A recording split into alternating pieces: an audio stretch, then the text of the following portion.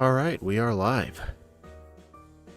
So yeah, I meant to do more Sun and Moon streams as soon as I introduced the game to the series, but not only was I getting really burnt out from doing these, but I was in a time crunch getting the editing done. Like, the final video for December, the Silvally run, that run was finished... Dude, hold on. There we go, that's better. The video was finished December 30th at like 8 p.m. What do you think of the Alolan starters? I like all three of them, but in their own game, it sucked seeing Decidueye perform that bad. The typing just holds it back a lot. Oh man. But let's take a look at the leaderboard. Let me move that out of the way. So yeah, these are the 7 runs. Spoilers. So, Decidueye and Reshiram are the only ones that had 2 runs, and Decidueye's second run was by far worse. I think I'm gonna not do Moon re-ranks for 1 year, then I'll go back and do re-ranks, because my skill is not good enough to where I feel comfortable doing re-ranks. And Reshiram had 2 playthroughs just because I was learning the game with that first playthrough. But out of the 7 runs, Kyurem did the best. Reshiram and Primarina were surprisingly close, even in terms of game time. Silvally had the lowest amount of resets, which was impressive. And obviously, Decidueye had the most. And even if Silvally had access to its memory disks, I don't think it would have mattered that much. Because Stab Return is still very good. Why is the... Oh, I don't know why that's up there. Hold on. I'm not even in the voice chat. I don't know why that was up there. 1 second.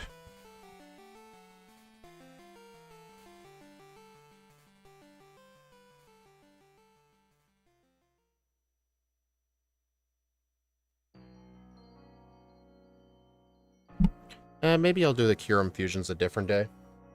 You never know. There's just a lot of smears on my glasses. It's hard to see with the light glaring.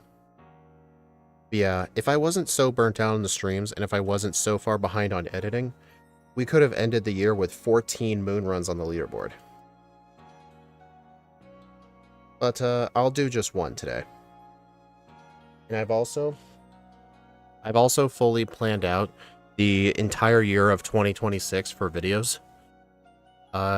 Every game will be played an exact number of times.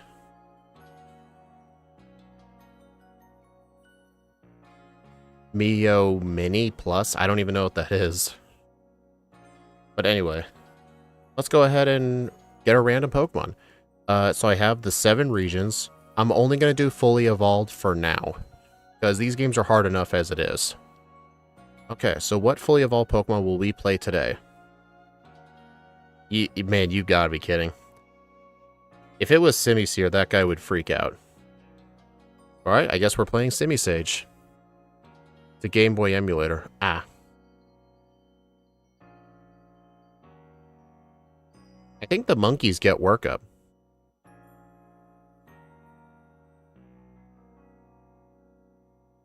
Okay, so no level up moves, essentially.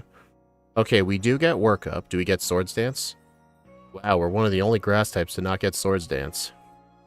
So it's probably going to be workup the entire game. And if we started out as Pansage, there's really not really a good move we could hope for. The Acrobatics TM is really good. Dominic, this ain't Stadium. There is none of that.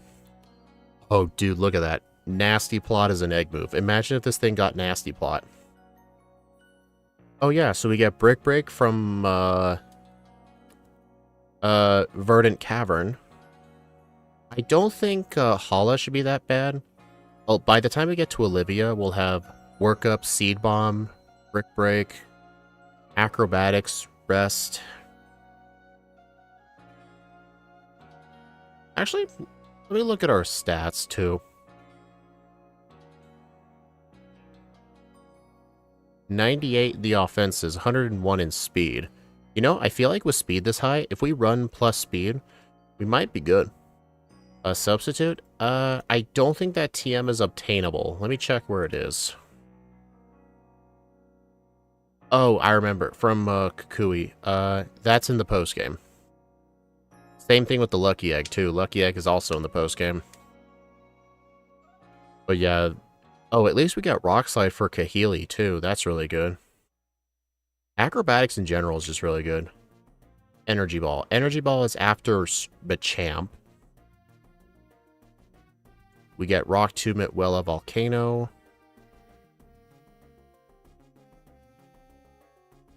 I don't see any other move here that we could greatly utilize. You know what's funny? 80 power Grass Pledge theoretically could hold us through. Like, if we need special coverage with Grass, Grass Pledge is our best move until Energy Ball. Wake me up in an hour when the Alolan tutorial ends. Also, why don't you pay your mons for extra experience? I'm just not doing that for now, because I don't feel like it's really in the spirit of a solo run challenge to be playing, like, Nintendogs with your Pokemon and feeding them berries, giving them an XP boost. Like, Lucky Egg is different because you have to sacrifice your held item slot for it. Getting, like, a permanent 20% XP boost for free? No.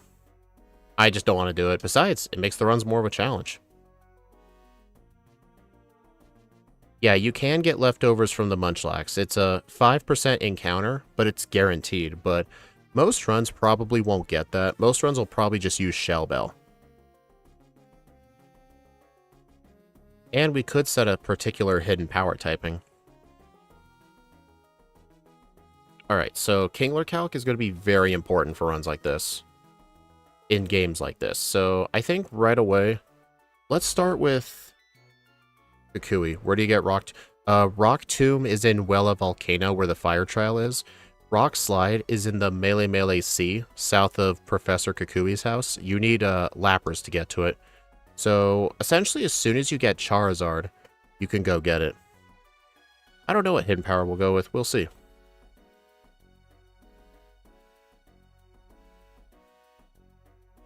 There we go. I get the feeling Gladion's going to be the worst trainer in this game. Alright, so let's assume 70 is our starting point. I usually like to view 70 as a start. Oh wait, what's our ability? Gluttony or Overgrow? Okay, well, seeing how Gluttony absolutely sucks, I think we'll go Overgrow.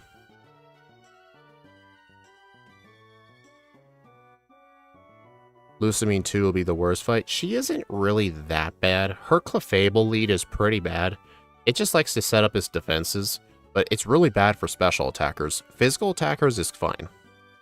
Plus, her Moonblast has a chance to lower your special attack. Alright, so I think we're going to want to go physical, because it's a lot easier to get physical attack EVs than special attack EVs. Plus, well, we're equal in our offenses, so let's look at our moves. We get Energy Ball. Let's just sort this by category. Hidden Power, Energy Ball, Focus Blast, Grass Knot. But for physical coverage, we get Acrobatics and Shadow Claw, Rock Tomb, Brick Break, Return, Seed Bomb.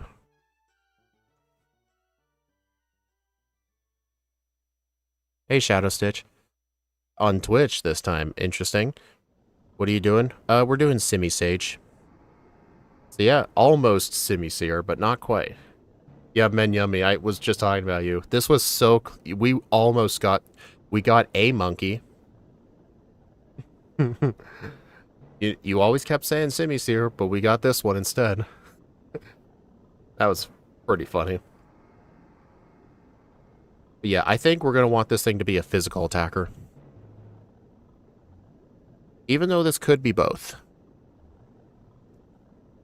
Let's see, Work Up, Seed Bomb, Brick Break. I'm not sure what our fourth move is going to be. Let's just do Rock Slide. Good for the Braviary. To be fair, black and white heavily benefit physical attackers. But speaking of black and white, I'm going to show this off really quick. Shadow, I've always streamed on YouTube. Did you thought like I was Twitch only that day? Is Grass Pledge worth it? Potentially. But I don't think I want to get it, because Seed Bomb is the exact same base power. How much PP does the move have? 15, not bad. I think no.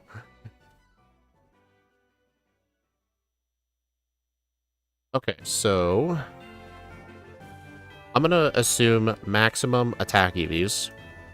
Well, no, I always start at, let's just go 200. This means like a tiny bit of piggyback training, but not too much. Alright, let's look at the Lichen Rock.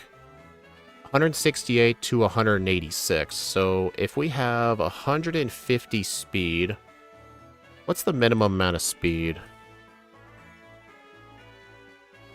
We need 104 speed EVs at level 70. N1, the problem is this thing does not learn Swords Dance. It's one of the only grass types that can't learn Swords Dance. So we're stuck with Workup. So it seems like speed won't be a big deal. And we're not even running a nature for that. You know, let's assume Adamant. So level 70, Seed Bomb is a guaranteed one-shot on the Lichen Rock. Alright, the next will probably be like Incineroar. Brick Break is a two-shot, but Flare Blitz absolutely kills us. So I think on this, Stone Edge is only doing like 50%, like 55% of our health. This is assuming no defense EVs too. So we'll probably have to set up one workup. Oh yeah, I am absolutely terrified of Gladion's Crobat. We'll definitely need a plan for that too. What I've noticed in these runs, you know how there's the final 5 trainers? There's the final 7 trainers. Like Gladion and How, in some runs, can be harder than the Elite Four. Like, they are insane. Okay, so +1, Rock Slide 1-shot, Rock Slide 1-shot. That's a 2-shot no matter what. Because of Sturdy. Brick Break is a 25% OHKO chance, which is interesting. Incineroar is a 6% chance, so I could theoretically stick with level 70. Let me see if going max on my attack EVs. 37. Wow, that's hardly any better. Expert Belt? You know what? Yeah, let's try Expert Belt. Guaranteed one-shot. Guaranteed. Okay, yeah, 100% the Expert Belt. 200 attack EVs, too. 200 attack EVs is not going to be that hard. We'll have to SOS train on Picky Pack for like 5 minutes. And the extra attack will help us with many other parts of the run. So yeah, our high speed stat is really going to come in clutch. We have hardly any speed. We could just buy Carbos and just not worry about it.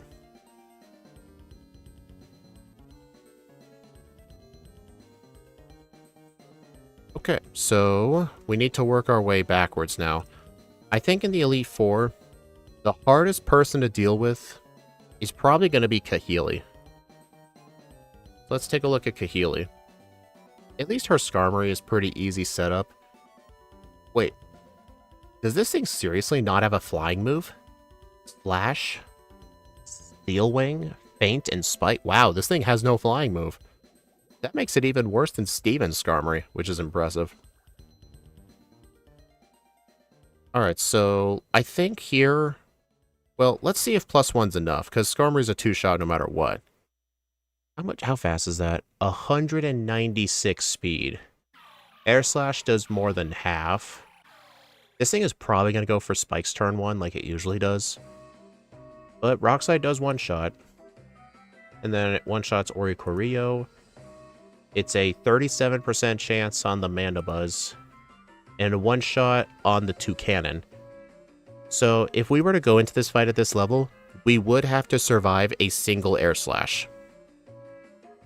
Yeah, the Timpole was in that song. I don't know why. Yeah, I think level 70 is going to be good enough for this fight. Like, we could go for more speed EVs, but we're already going to be focusing on attack. EV training in the wild on 2 separate stats costs a lot of time. 1 stat isn't that bad. Focus Sash, we could get the Focus Sash, but Air Slash can't one-shot us. Well, it just means, like, we do have to tank 1 hit. And I think Air Slash can flinch, right? Yeah, it can flinch. So yeah, actually, Kahili's not going to be that hard. Let's look at Acerola.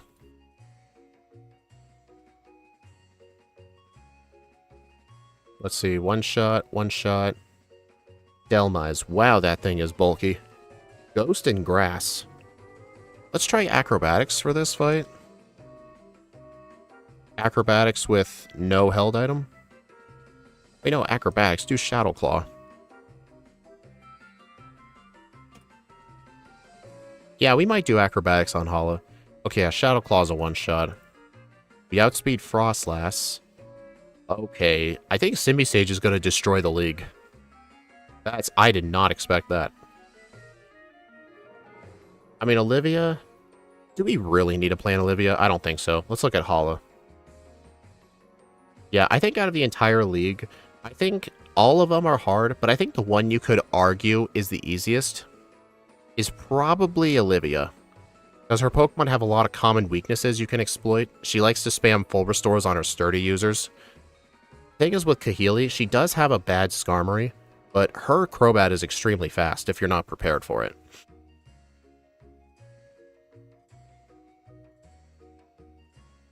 Okay, yeah, so for this fight, let's put on Acrobatics, remove our held item. No workups. We're going to get hit with Fake Out no matter what. Alright, so one shot, nowhere close. Let's see how much Focus Blast does here. One shot. Okay, so we will need to do that. Oh, hello, Ilto, Starion. I'm doing pretty good. We're doing a random playthrough of Pokemon Moon with only Simisage. Like, I start the game with Simisage, I gotta beat the whole game with Simisage. Right now, we're just looking at ranges for the Elite Four.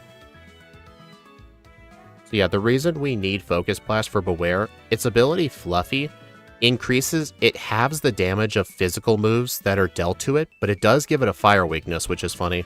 So Focus Blast ends up being a good answer for that Beware. Okay, yeah, Hala is going to be pretty easy too, but let's look at how now.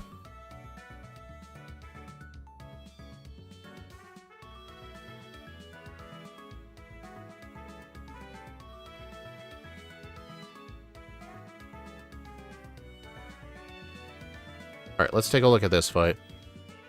You can just call me Ito. Okay, Ito. It also has a heavy investment in defenses. Who has an investment in defenses? Oh, Dominic. Totem Rabombi is only in the Ultra games. There is no Fairy-type trial in this game. I think my controller died.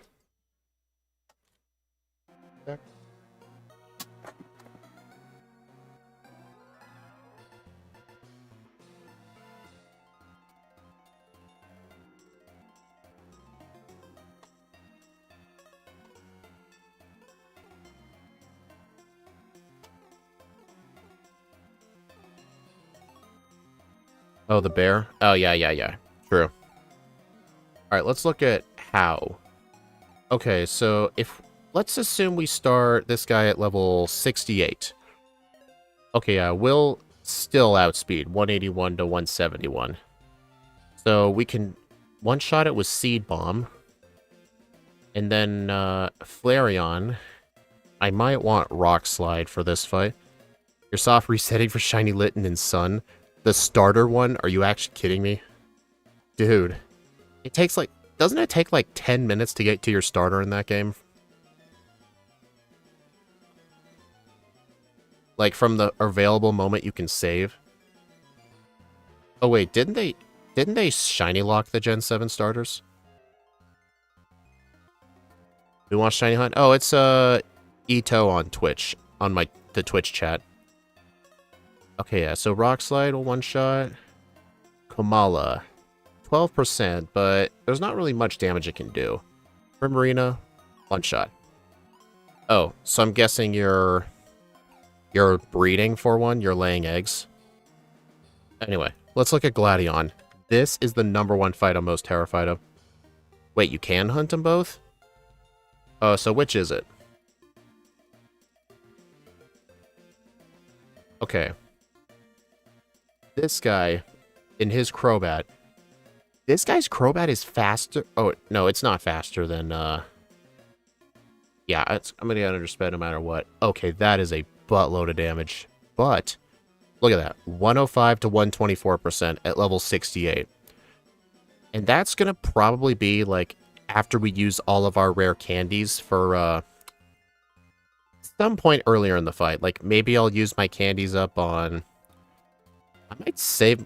Who knows? There's one guy in the Pawnee Canyon that has fire types. I might use my candies for him. We'll see. But yeah, you guys can see this, right? If I had, like, just a regular amount of attack EVs,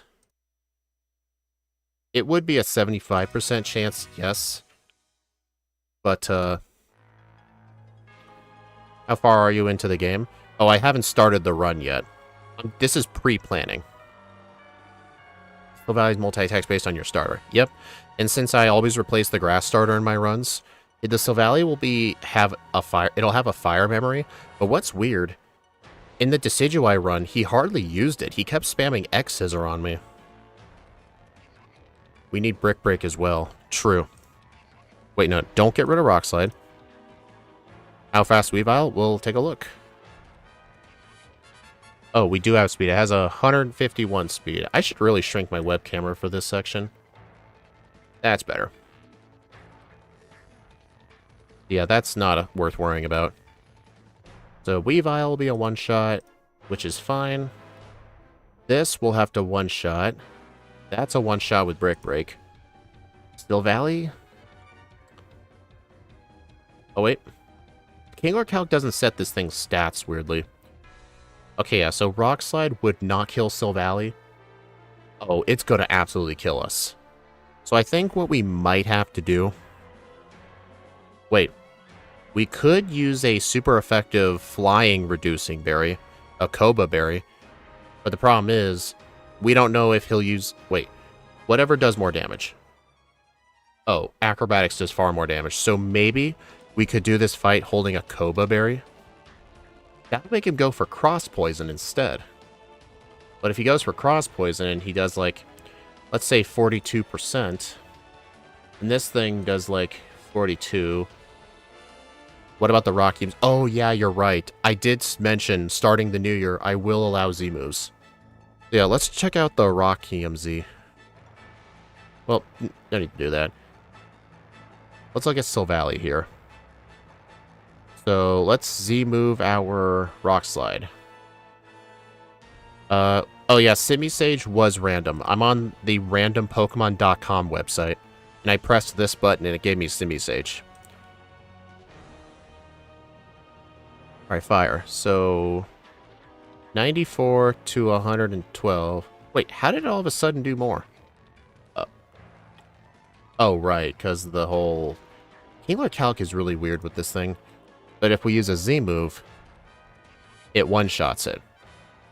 So that means we would have to survive one use of acrobatics. And how much does Ice Shard do? Oh, that's the problem. If Crobat uses acrobatics, the Weavile will go for Ice Shard. Rock Gem? Unless you can tell me a reliable way to get the Rock Gem, it's probably not going to work out that well.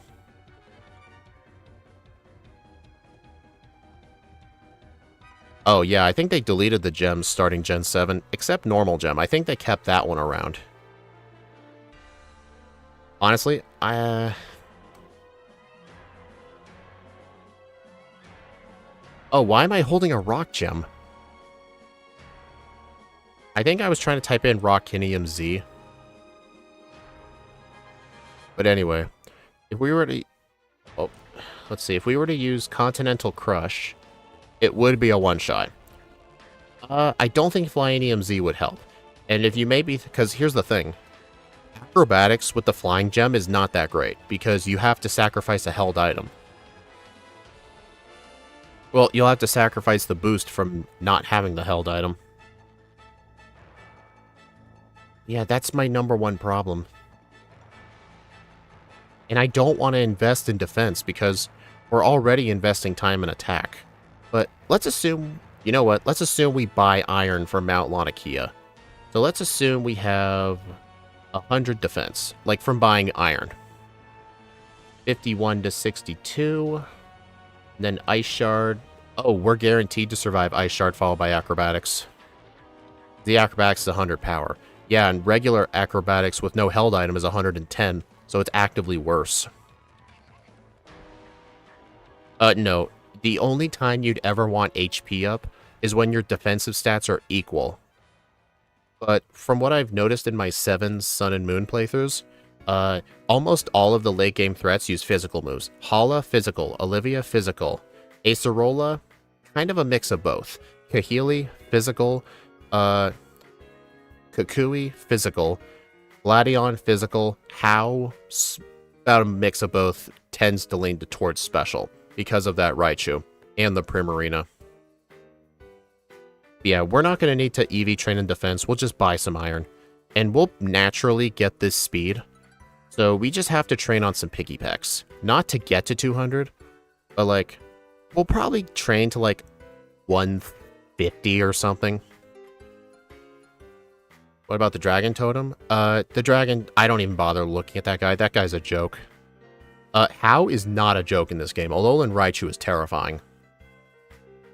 Because in most of those fights, like the ones in Mali City where you're not required to win, out of all 7 of my videos, I've only beaten him once, and that was with Silvally. Just subscribe to your YouTube, moving there now. Oh, thank you. Yeah, more of the chatters are on the YouTube side anyway.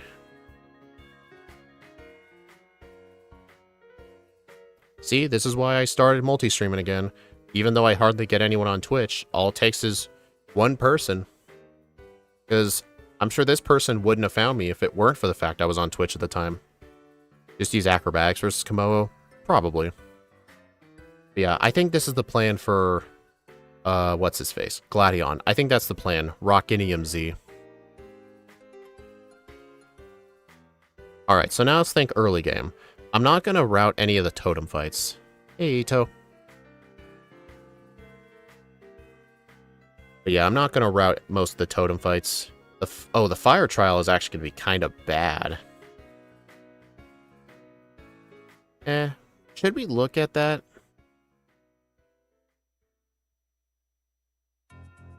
Yeah, we might want to take a look at that.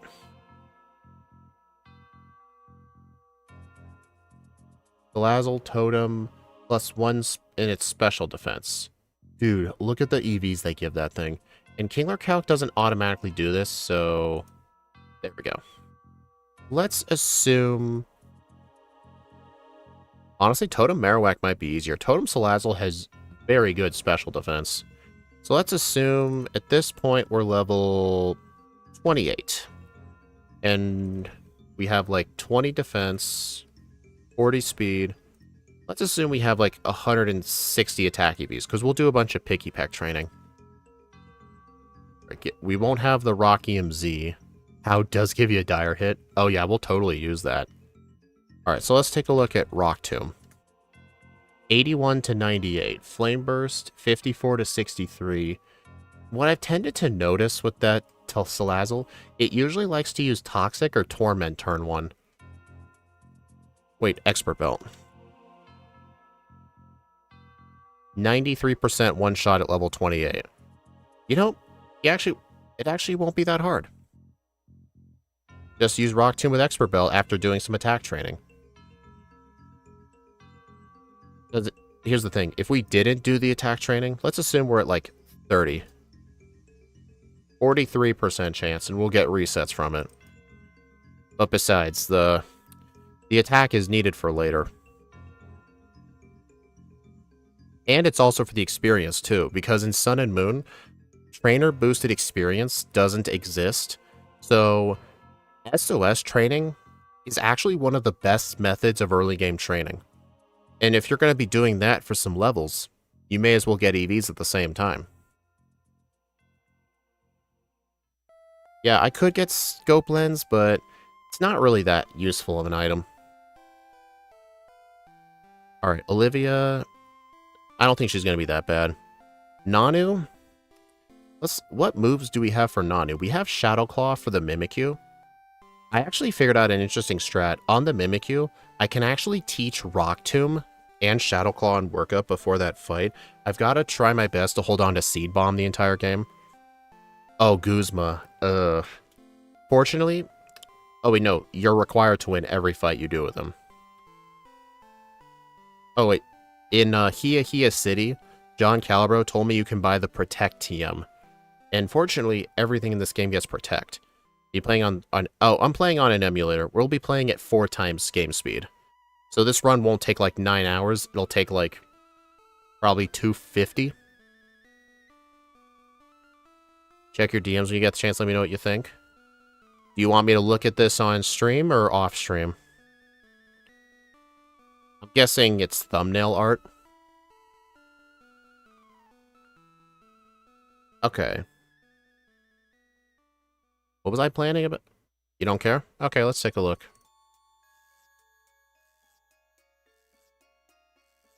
Oh, intros? We have forgone our Miracle Seed to hold the Yachi Berry. Because we are holding this Yachi Berry, that means that his lead Vanillish is never going to click Frost Breath. Now, I wanted to take the opportunity to explain why this happens. So the AI in this game can actually see what items your Pokemon are holding and play accordingly.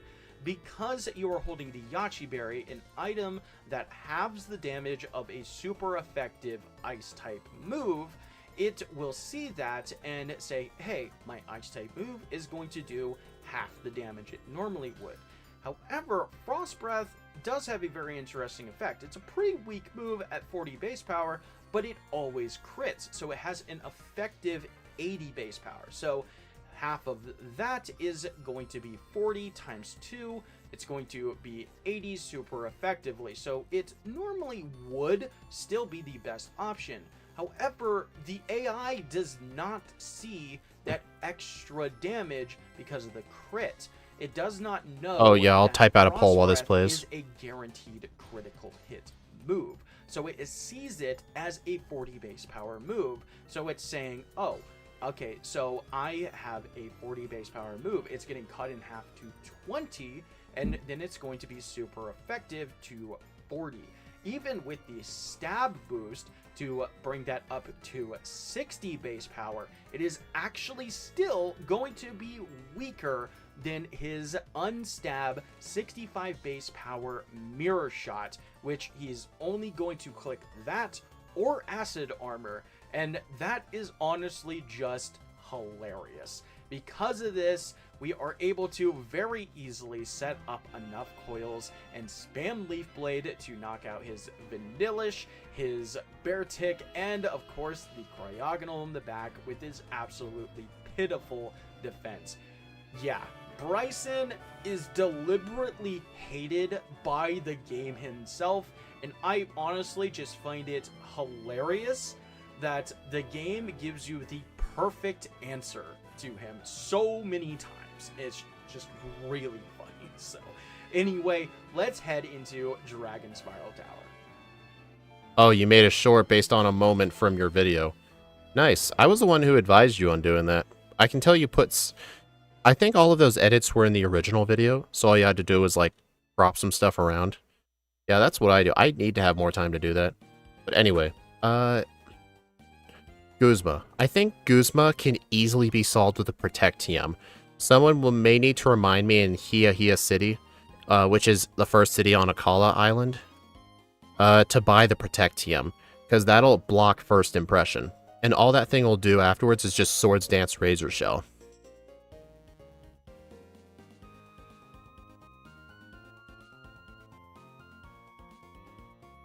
Yeah, Shadow, you can take the template you made and, like, crop out, like, all of the gym leader fights, apply all the effects at once, and boom, you've got, like, 15 or 16 shorts.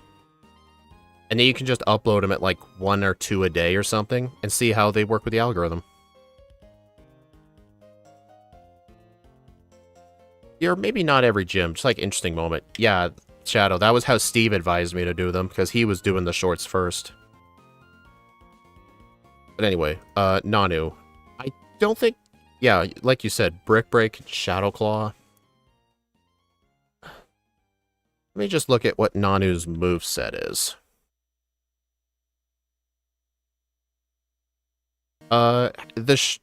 No, how would shorts backfire? Is there, like, that whole thing where, like, if you do shorts, then it hurts your main videos? That's an absolute myth. Maybe it was like that at one point, but not anymore. The YouTube algorithm treats videos and shorts as completely separate things. The performance of one does not affect the other, unless you were to do like a related video link in your short, so people can tap on it. But yeah, it does not affect long-term videos. Maybe it used to be, but it does not do that anymore. Yeah, the worst thing is you probably just wasted your time editing. That's like the worst thing that can happen with them. Oh, I'll automatically have it as the starter. I don't even think you can catch Simisage in this game.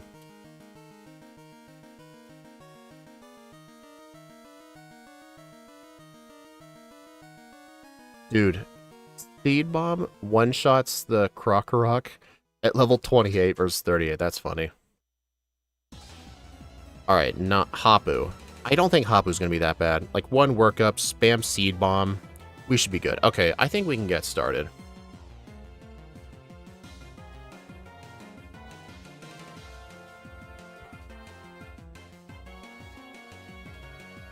I'm gonna go ahead and make the moveset image for the overlay.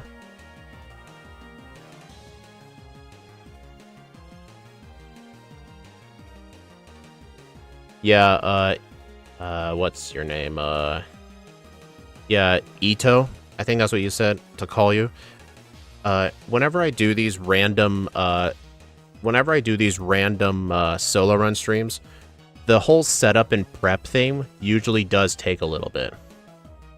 So it's just a common thing, because I don't know what I'm playing ahead of time. Yeah, it'll look even better once the moveset.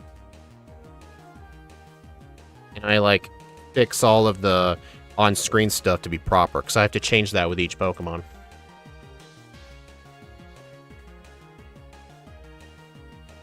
But yeah, Ito, for other games that I play, like Platinum, Heart Gold, Emerald, Leaf Green, Red and Blue, I have automatically updating overlays. So everything is automatic. It's just, this is too new of a game for me to automatically do it.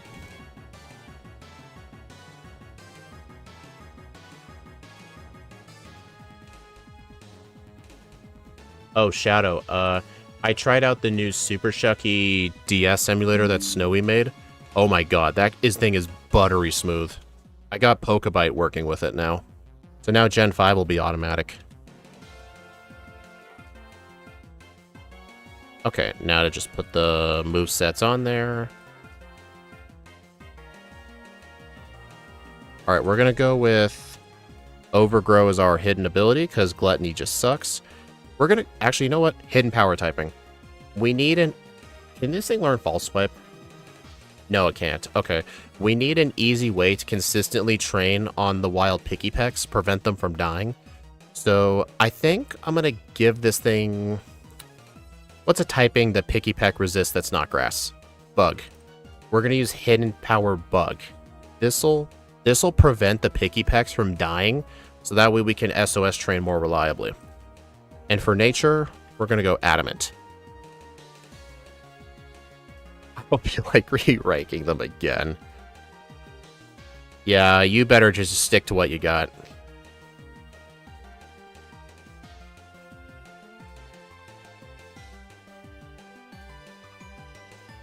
Alright, overlay is updated. Now I've got to use PK Hex to set our starter.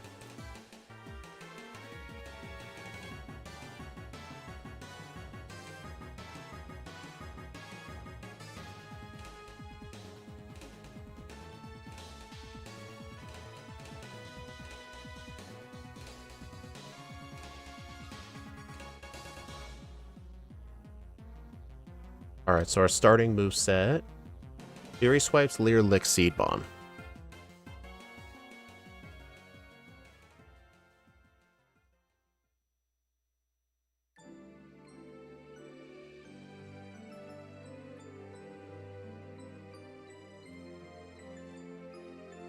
I'll make this a female, just in case we might need a track strats later.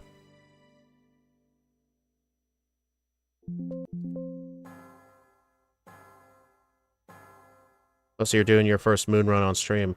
Yep, my first one. Okay, so is there a particular time of day I need to do this in? Because on Ula Ula Island, if you have your game in the daytime, you can get the air balloon from Mali City Park. It helps for Pokemon that are weak to ground against Hapu, because it means turn 1, her Mudstale will go for Double Kick instead of Earthquake. So it can buy you a turn. If you play it at night, you can get the return TM. I don't think I want either one of those, so I'm not going to adjust my time. Oh wait, there's another thing. At the base of Mount Lanakia, when you fight Gladion, if you have the game I have this time, hold on. Let me take a quick look. If you have the game between 6 p.m. and 11:59 p.m., there will be hail during the Gladion fight. I do not want hail. That was really bad during the Decidueye run. So let me make sure I start at a time where that won't happen.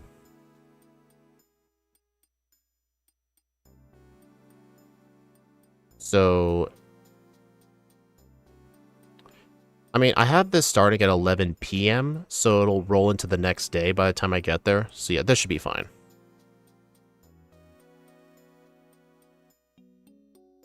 Grass Knot for Hapu? We don't get Grass Knot before Hapu.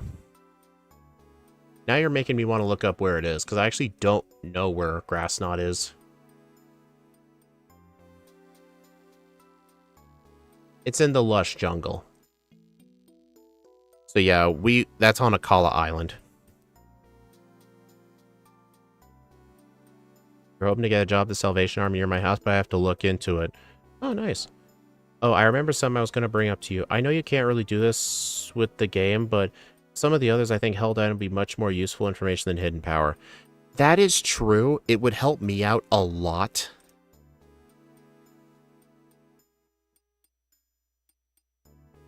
It's just the problem is, as of right now... You know what? Hold on. I might be able to do this right now. Let me try something. I'm going to do a window capture with PokeLink. I'm going to see if I can have just the held item. Maybe like put it under my webcam or something. Because that would help a lot. Doing the voiceover, not knowing what item I was holding was so rough. Yeah, let's give this a try.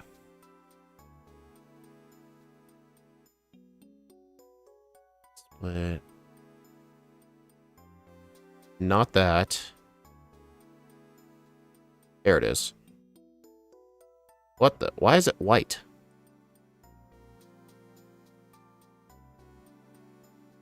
Why is it white?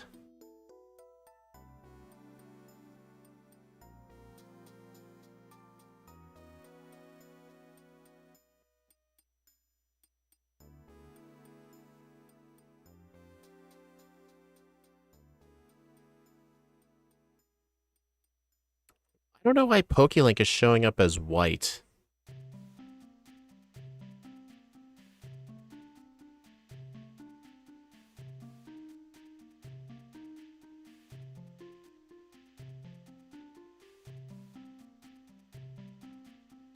Let me try maybe a game capture?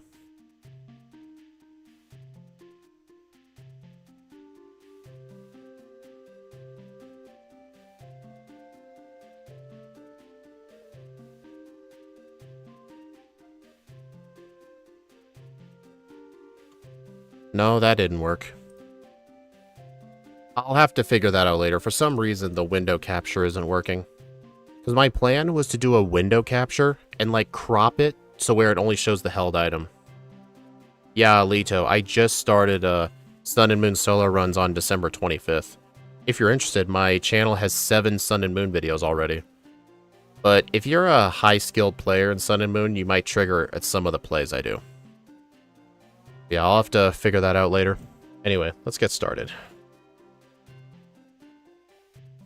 Alright, and for a refresher, if you're wondering why my timer is starting at 4:20, it's not to be funny.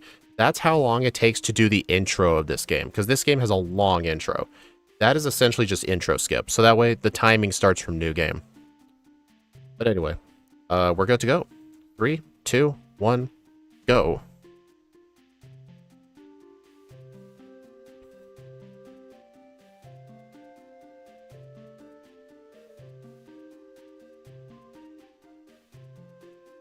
I have not played this game in a while. Like, even though the videos were quite recent, the last run of the last one of those that I played was that Decidueye run, the second run, because for that Decidueye video, I lost half of the footage to the first run, so I had to do another run like a week and a half ago, and it sucked. But yeah, grass types, so far, I've only done one grass type, but grass types look horrible in this game. But when I was looking at all of the ranges, like you all saw them, the ranges are good. So I wonder if Decidueye is bad, not because of its grass typing, but because of its ghost typing. I think its ghost typing actually made it bad.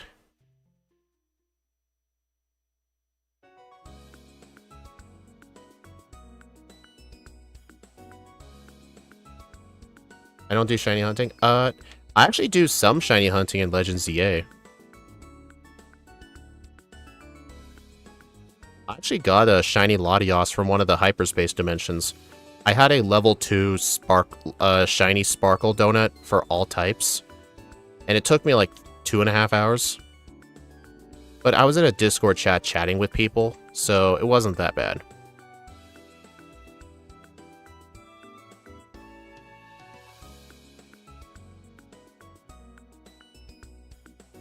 Also, this trainer can be skipped. This person gives an HP EV. You haven't bothered playing ZA yet? Oh, it's a really fun game whenever you get around to it.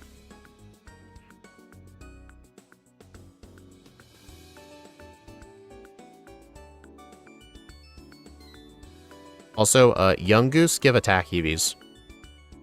Fun fact, if I was playing Sun version instead of Moon version, the Verdant Cavern would have a Totem Gumshoos instead of Lowland Raticate. Shadow, you're like one of the only people like I know that I like talk to that actively hates the game. Most other people that I know and talk to actually like the game. I think you're in the minority with this. I mean, with how loud people online are, who knows? But at least among my friend group, you're like the only person I know who actively hates it. Ghosts are awful in black and white. Psychic types are awful. You kind of need a miracle eye to see it. If you know, you know. Oh, what you just said about the Megas having a time limit, I thought it was a completely good thing they did. It actually balanced them. Because my problem was Megas is you would Mega Evolve one time and just have stat boost permanent for the whole battle.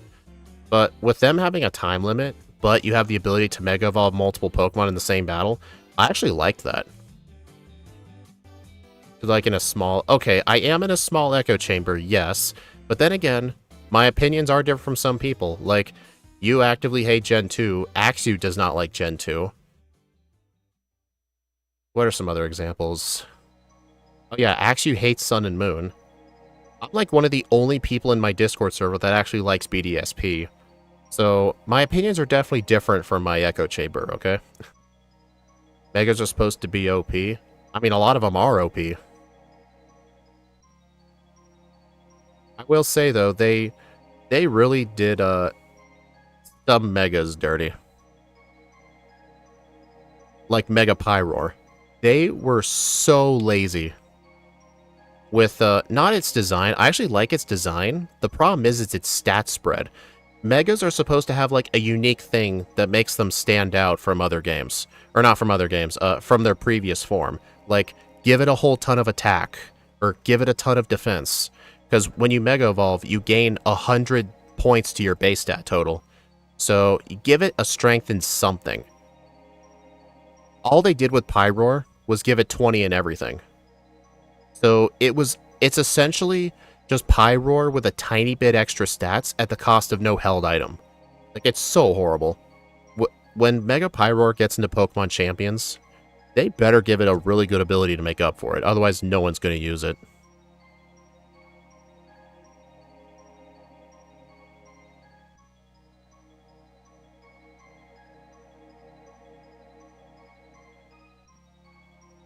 But then again, we all have our own opinions on the game. Or all games in general. We all have our own opinions.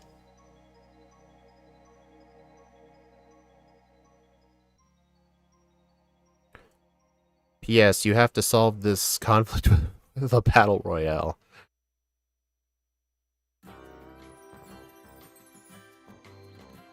One of my biggest complaints with ZA is there's no, like, traditional Link battles. Like, I get how there's the online ranked battles, but I just want to pair up with somebody and just do, like, a 6-on-6 battle. Like, with that kind of live action battles, it'd be a lot of fun, but it's not a thing in that game anymore.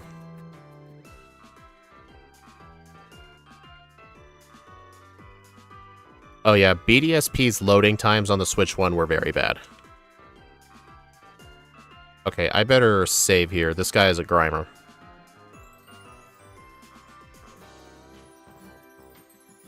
Yeah, I know he does. John Calibro in his Sun and Moon runs does that. I don't do it because it just doesn't feel in the spirit of the run. Oh. Good start.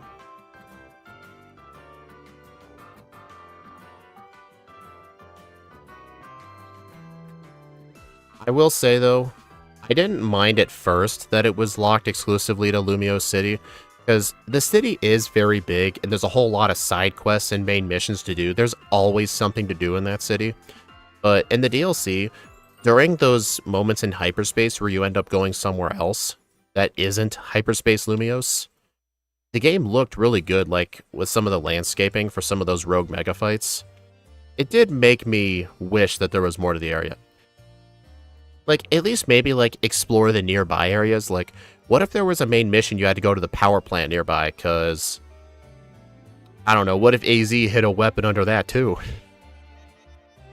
Like, funnily enough, I've always made fun of sewer levels in games, because a lot of, like, old NES games had sewer levels, and they always looked bad. The sewer levels were actually great in ZA, because it was a change of scenery. That's just the main problem, was the no change of scenery. Like, maybe not the whole region, but at least other places. Maybe like a whole Legends Arceus thing, where like Lumio City was the hub, but then you could visit like a couple of cities, maybe the power plant. Something like that.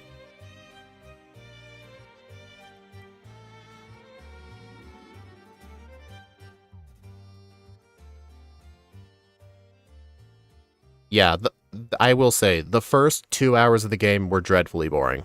I will admit that. It was very hard to get through. Oh yeah, the customization is so good, there's literally no limit on it. Like, literally there's no limit with customization. You can have your male character wear a wedding dress if you want. That's how limitless it is. There's no gender restrictive clothing.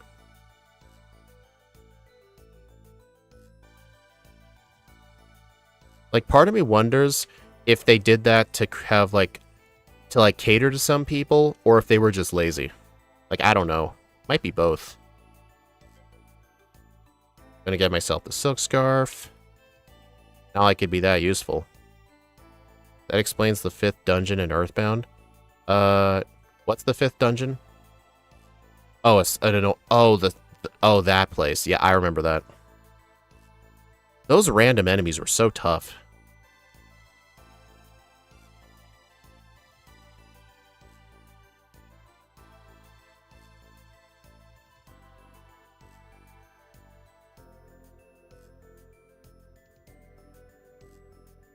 Okay, so it looks like Lick does as much as a quad-resisted Seed Bomb. I think Gen 10 will look good, because some of the, like, if you go to the spots in ZA that has, what was I saying? Those places in the DLC where you're not in Lumio City look incredibly good. I don't know, Dominic.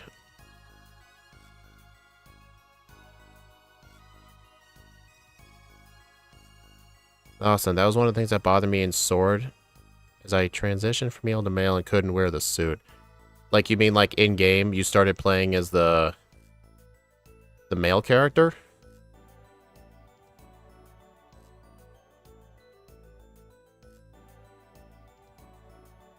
And you couldn't, like, carry over the clothing designs?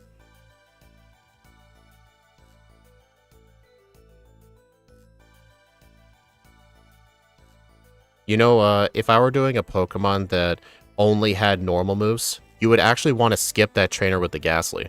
It's very tight, but if you go all the way to the left, it is possible to skip that trainer. It's very hard, though. You gotta do some, like, careful movement. Oh. You started with the female character and couldn't change in-game. I mean, makes sense. Because, I mean, you wouldn't want to start a new save file.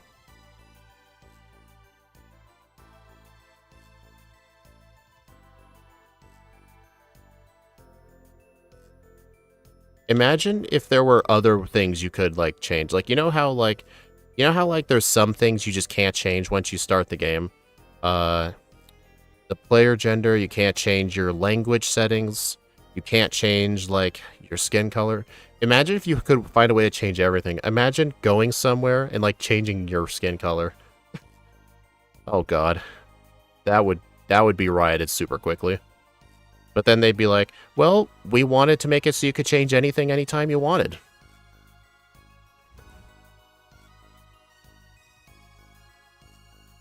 Oh, yeah, so we'll be getting Brick Break. Nah, because that was my main save with all the shinies. Oh. Be wild and controversial. They would probably find a way to introduce both of them. I mean, I would sure hope not. I mean, that'd be true limitless customization for sure. Okay. Chesto Berry? Dude, 3 Lepa Berries? Those are useless berries. You get so many free heals in this game.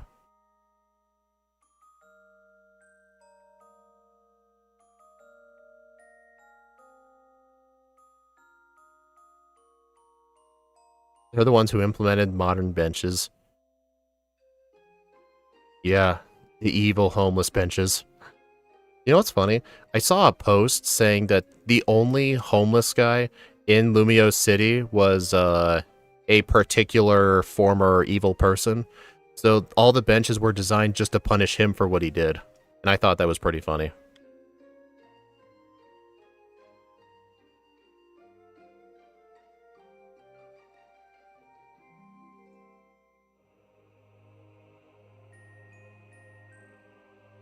I have seen some of those leaks. I didn't want to look up if they were real or not. So whenever I would scroll through X and I see a post talking about supposed Gen 10 leaks, I blocked the person. Dominic, I was trying to be vague to avoid spoilers, but I guess the game's been out long enough, so yeah, it's Lysander. I mean, he's effectively the only homeless guy in the entire game. The benches were made to punish him.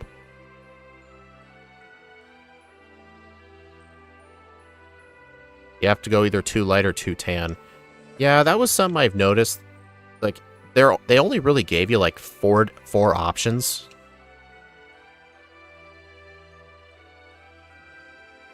Maybe make it some sort of, like, color picker.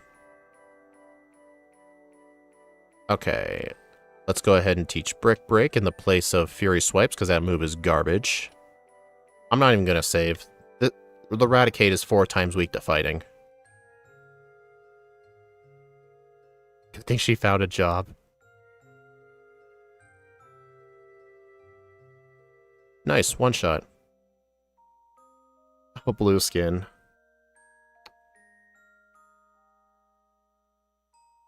I mean, they probably wouldn't want it to look unrealistic.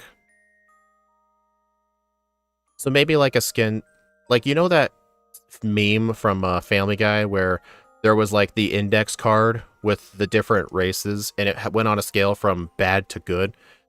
Like maybe a thing like that where you could like go up or down. Up is light, down is dark. It's like a slider, like something like that. All right, so if I wanted to, I could stay in here to do some SOS training in speed, but we only need like 104 speed EVs. I mean, we really don't have to focus on that. Oh, yeah. Oh, also, I did count every single Mega Evolution. There are 93 Mega Forms, so doing all of them in Crystal is going to take a while. Oh, one thing that still upsets me about ZA, you never get to see Emma in that Cyclone suit. Like, imagine if in the climax, she ends up wearing it. That would have been so awesome. Like, she still wears it, but just minus the mask.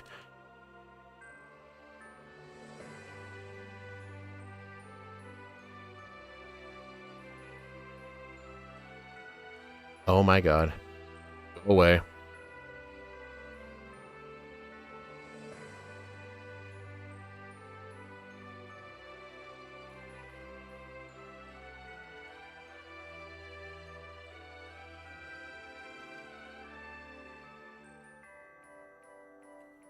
I don't think Emma's related to Lysander, no. I know Lysander is a descendant of AZ.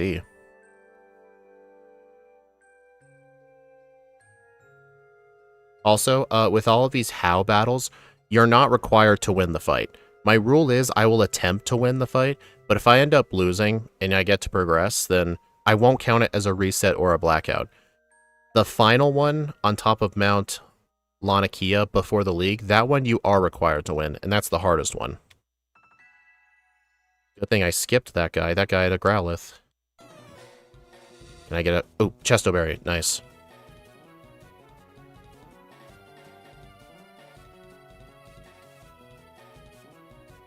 Also, I am allowing Z moves now, but there's really no need for me to use the Normalium Z. I did teach workup, right? Did I teach workup? I don't think I did. No, I did not. Eh, we probably don't need it. Alright, I just got hit with sand.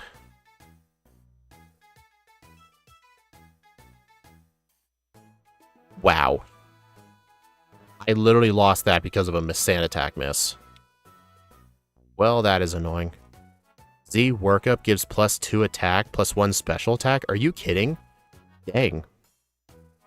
I know John told me that using, like, Z Swords Dance is actually bad because all it does is give you the +2 and gets rid of any other negative stats, like if you had, like, -2 defense or something.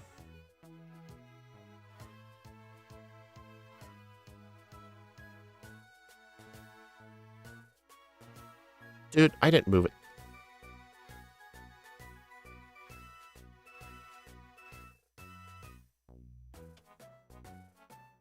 Alright, try that again.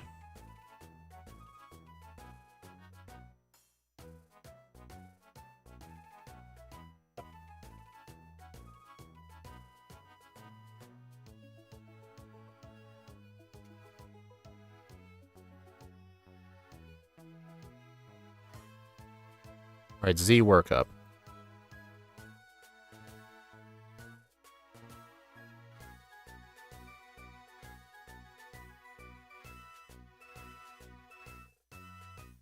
The thing still survived. Hey, Overgrow. Nice. Good thing I went with Overgrow. Cube blackout number 3. To be fair, that one blackout was all because of Sand Attack. I mean, Hala in general isn't that hard. He's only really hard if you can't deal good damage or if you're weak to fighting. Alright, so now that I have access to Tauros, I'm going to want Acrobatics, the Expert Belt. That's probably it. Also, if we could learn False Swipe, that helps with SOS training so freaking much. Okay. I'm going to put Tauros on C up. Or not C up. I'm going to put it on up on the D-pad. Oh. Also, fun fact. When I'm riding around on Tauros, I'm actually looking at the bottom screen because I'm going so fast.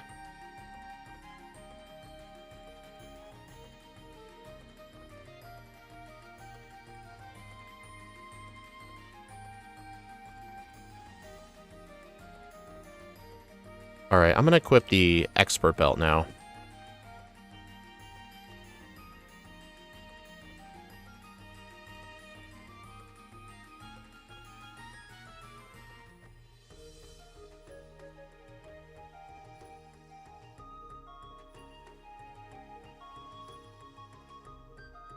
Dang it.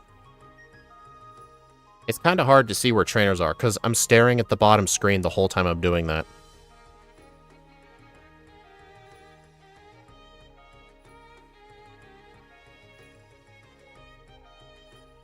I'm going to get this just in case.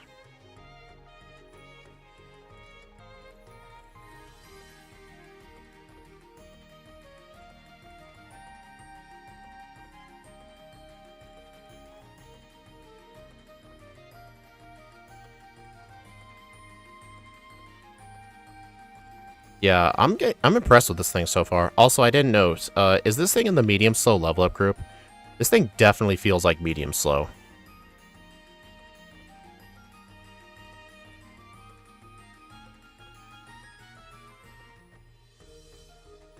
Oh. I'm gonna go ahead and get the Shell Bell. Medium fast. Oh, okay. What was your first ever shiny? It was a shiny Zigzagoon in Omega Ruby. I caught it in February 2015. I know this because I still have it in Pokemon Home to this day. No, John, I don't think this thing needs leftovers.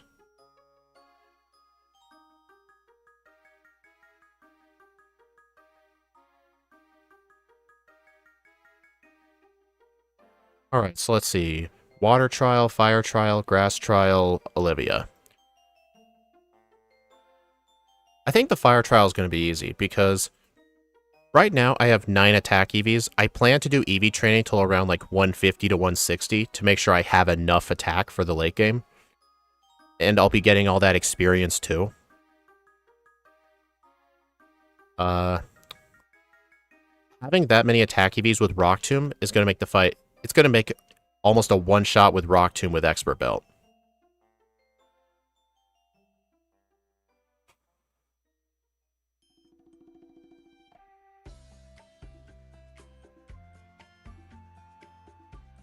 Alright, Hia City.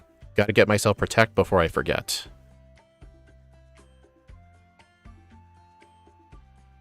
I did not need to heal there.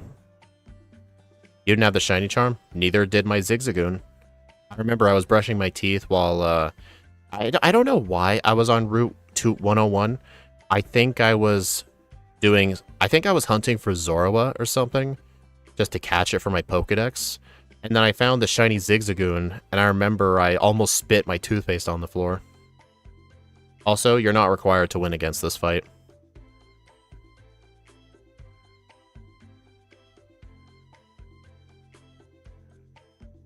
Also, Lillipup do give attack. This is also the route I will be doing Picky Peck training on. I'm gonna backtrack though, once I get Hidden Power Bug.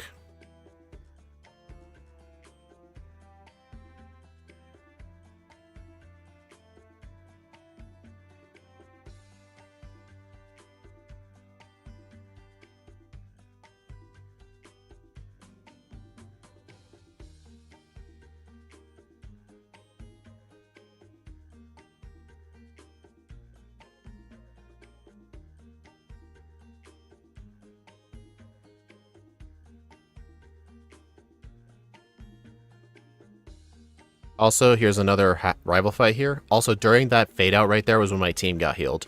I know this for a fact because I have PokeLink up in another tab. That's how I can see my EVs, and that's how I can see where all the heals are. A Paldean Wooper. Nice.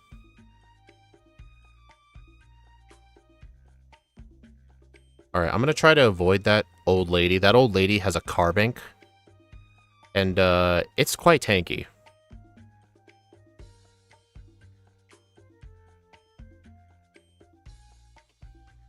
Also, for, ride Pokemon, the only Pokemon that I'm gonna register to my D-pad is, what are they? Tauros, Charizard, and, Sharpedo.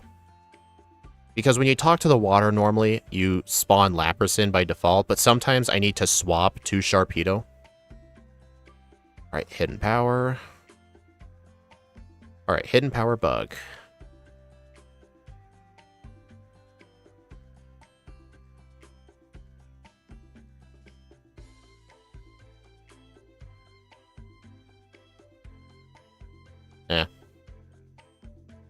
Yeah, John, we'll be doing some attack EV training. I have 12 attack EVs right now. I plan to train on Pikipek till around, like, 150. So I want to make sure I have at least 200. That's the minimum, but having more would be better. I'm going to heal there just in case I black out. Alright, so the reason it needs to be Pikipek specifically is because Pikipek not only give attack EVs, but, they have the maximum call rate of 15. Basically, most Pokemon in this game have a call rate anywhere from 0 to 15. 15 means most likely. But if you can get the opponent at red bar, like here. Damn it, stupid berry.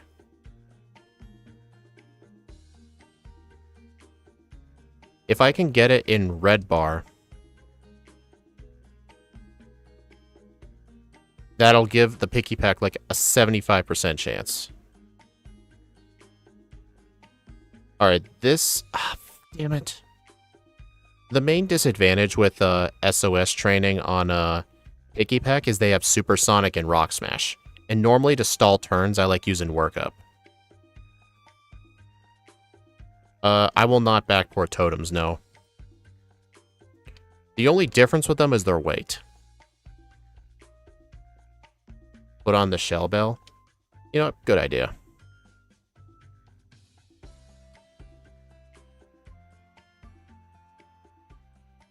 Also, even though Lillipup give attack EVs, they have a call rate of 9. So if I get them in red health, it's like a 27 to 36% chance of calling for help, but the Pikipek will be roughly 75%. Come on, Pikipek. Well, I mean, I may as well kill the Lillipup. If you guys are wondering where the Macho Brace is, it's in the post-game. And also, the reason SOS training is so great for EV training, as soon as the battle becomes an SOS battle... Nice. As soon as it turns into an SOS battle, like right here, your EV gains double. Okay, wow, this is unlucky. Dude, this is so unlucky.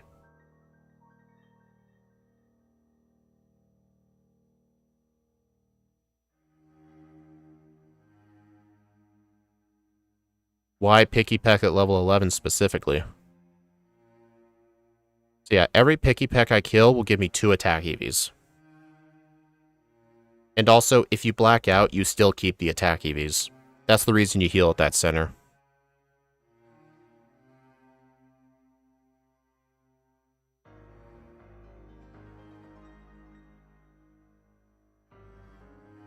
But yeah, that was so unlucky with those first Pikipeks. Those things have a very good chance of calling for help, and they just would not do it.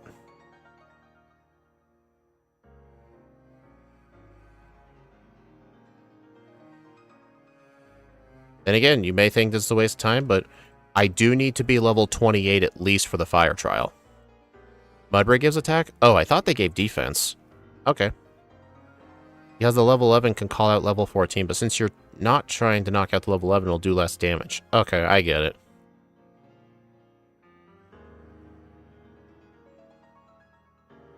Alright, I think red health should be fine. You know what? I'm going to kill the one on the right instead.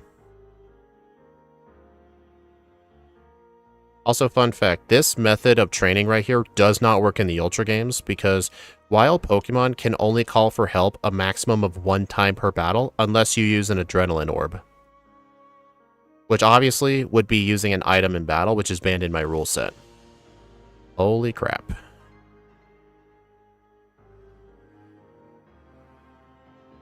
Oh, damn it, I used it on the wrong one.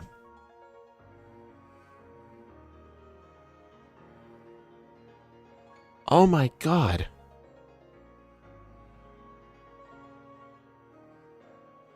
Dude, some of those videos that I did for December, it went way better than this. This is just horrible. And also, with these things using Supersonic, they nerfed Confusion in this game, where you only have instead of a 50% chance of hitting yourself, it's only a 30% chance.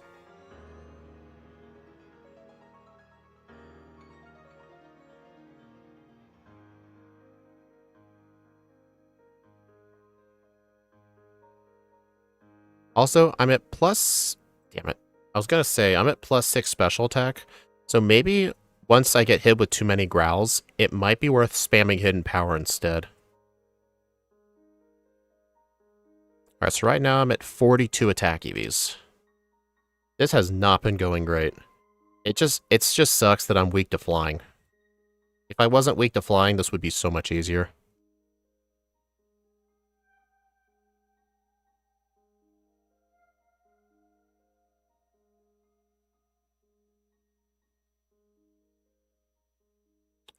Man.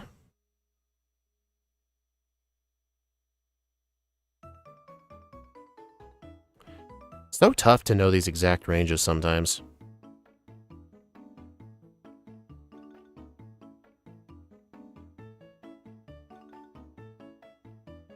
Yeah, this is why they need to be in red health in order for this to work properly.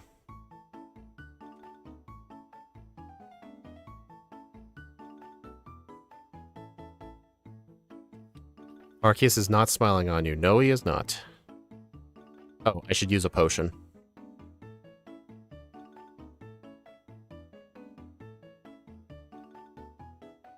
Alright, so I think on these level 11... Oh, 14. That is high. Plus, something else that sucks with these things is, they use Rock Smash to lower your defense stat, too, so you hit yourself for more damage.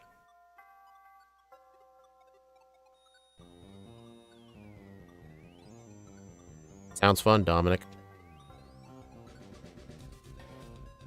Alright. 2. They're up, dude! These stupid berries. I don't know what their chances are of holding Oran berries, but it is starting to irritate me. It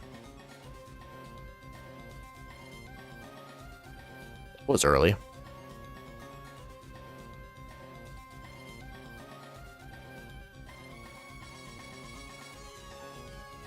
There we go.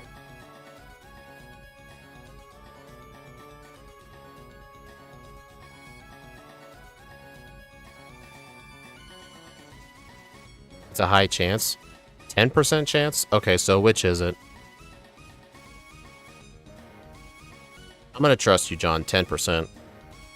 How's the monkey doing so far? It's doing pretty good. These picky peck are just being annoying as hell.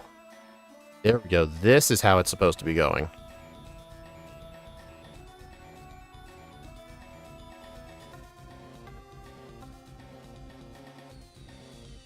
%? Wow.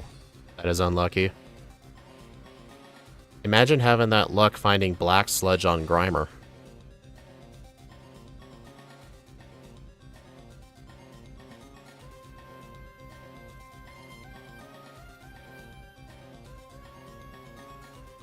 Also, if you run away from the fight, you lose all the EVs. If you're about to die, always blackout. I just pretty much consider, like, while doing this, just do it until you black out.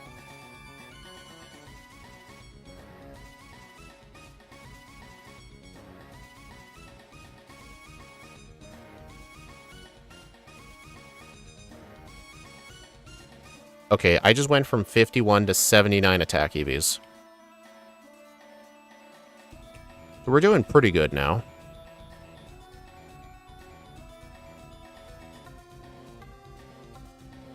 Got that luck with Carbador getting a nugget. That's funny.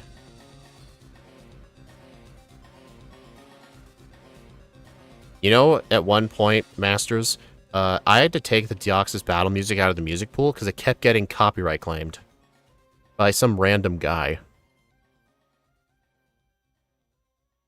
Oh, early again, huh? Dang. Let me try it on this. Is that good enough? I'm gonna have to assume... Wait. There we go.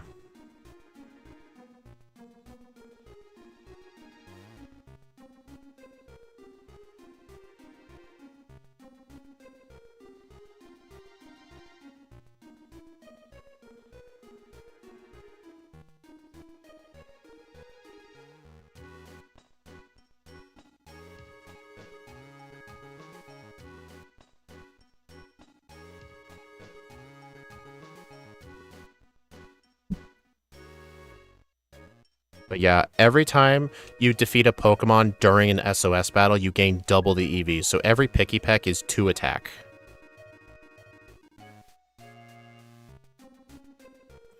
The Galar Gym Leader third phase got copyrighted as well by some random channel which they don't own.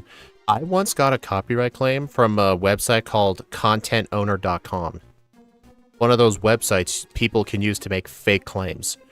I had my Pokemon Pearl Spinnerack stream from December claimed with that method, and I disputed it. And finally this morning I got an email that the claim was never looked at by the opposing party, so the claim got lifted, and those people did not get any money. Alright, 104 attack EVs. We're almost there. Oh, it's absolutely fake as hell. It was so obvious.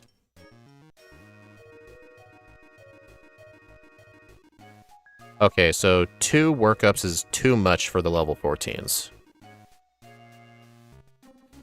Alright, so I think I'm at the point where for level 14 Picky Peck, use 1 workup. I think for the weaker ones, I think I won't need to use it.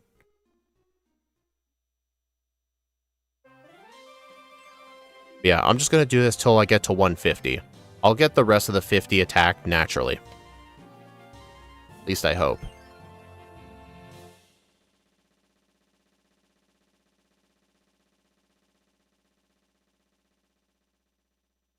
Fun fact, if I need to do special attack EV training, there are Psyduck in the, Brookett Hill. Best non-copyright music. I recommend the YouTube, music library. I think it's in the YouTube studio thing. Everything there will never get claimed.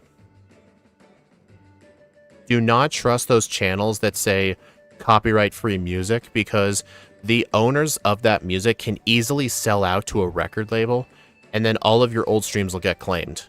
That happened with a lot of the old Alan Walker dubsteps. Like, they used to be copyright-free, but then he sold out to some label, and now if you use any of those songs, you get claimed.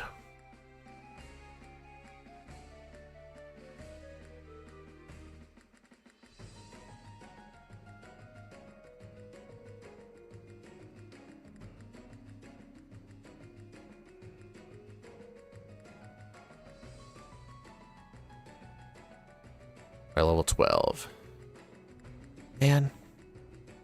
Alright, I'm gonna wait for it to spawn another one.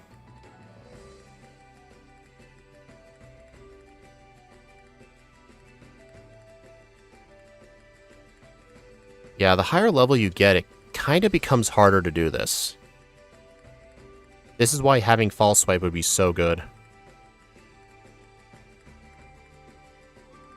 Alright, I think I'm just gonna have to...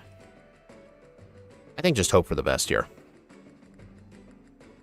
I was potentially thinking of, like, running away and starting it again, but just keep doing it. Okay, at least it's working out fine. Yeah, when you do live streams on YouTube, if you go into YouTube Studio for your own channel, you can find, like, their own music library.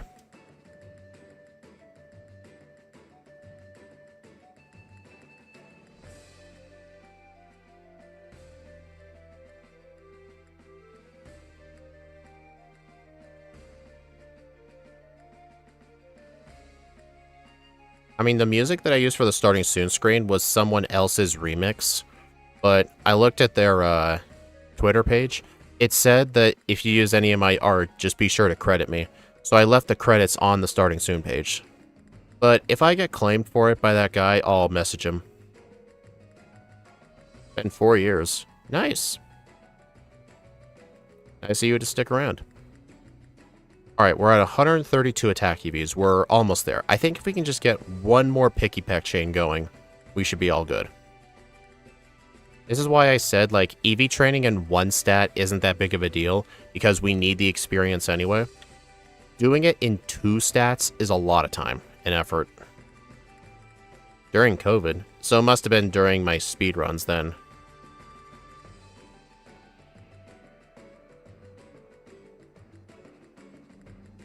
I think 2020 was when I originally got my first no passwords Pokemon Conquest world record.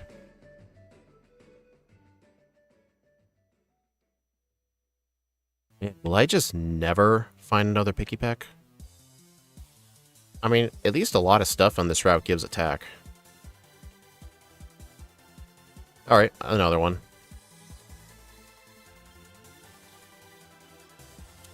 Dude, I am just too strong for my own good.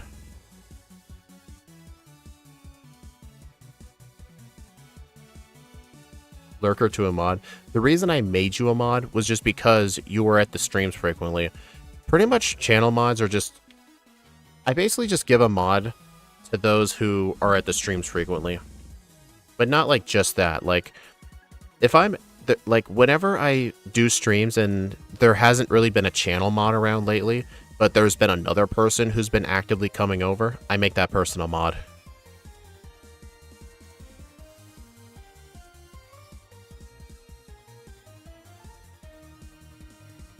Game corner.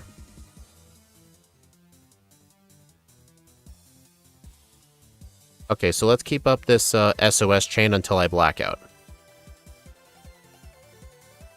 Because like I said, we need the experience anyway.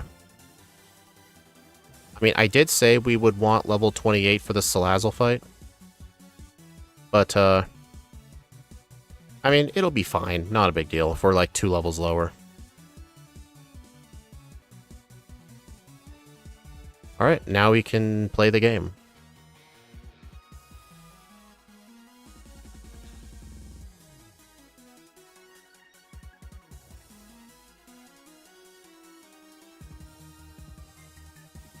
I show up when I can, but when you start your job, I'll be exhausted. Yeah, I can fight the trainers in Brook Hill if I want to, but I did a lot of training via SOS, so I don't think it'll be necessary.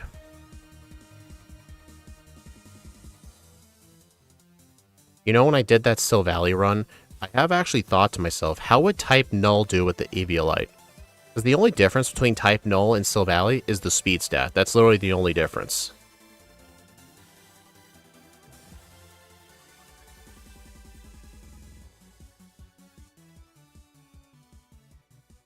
And also, since HM users aren't required, you can effectively just skip all double battles.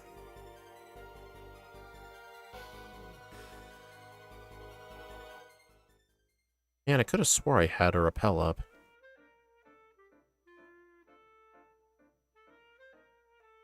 Really just depends on how important speed is in this game. Speed is so important that most runs aren't going to be able to get enough. Because it's just how many people are EV trained. Like, the Totem Salazzle fight has maxed out special defense. Right, Pokemon is better? I agree.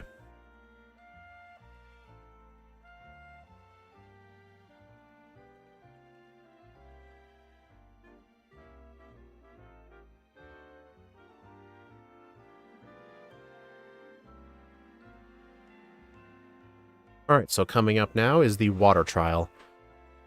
This place is an absolute joke. Wishy-Washy is probably one of the worst totems in the entire game. Even if you're running something weak to water, like when I played Incineroar, that thing just used Soak on me and converted me into the water typing.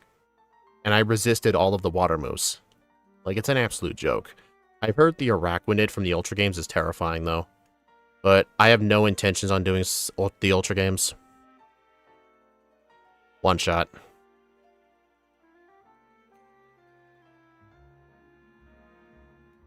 But yeah, I refuse to do the Ultra games in this series. I was talking to Axu about this. I currently do 14 games. That's my absolute limit. I'm not going to do any more.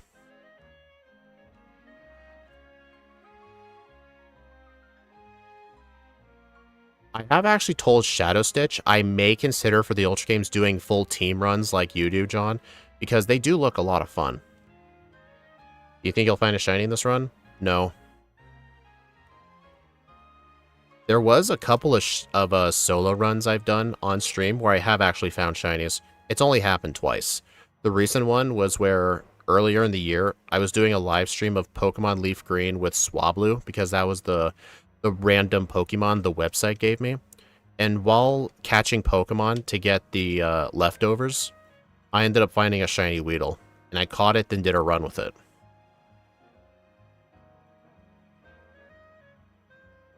Well, no, Dominic. The full team runs would be starting at the Elite Four and beating Giovanni at the end.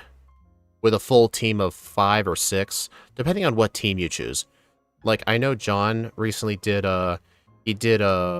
Blue with his team from the World Leaders Tournament, from the Champions Tournament in Black 2 and White 2. He took Blue's team and saw how well it could beat the Elite Four at the level cap. Oh, you start at Gladion, huh? I don't think I would start at Gladion. I'd probably start at the Elite Four. I mean, Gladion and How are hard, so I would probably start there.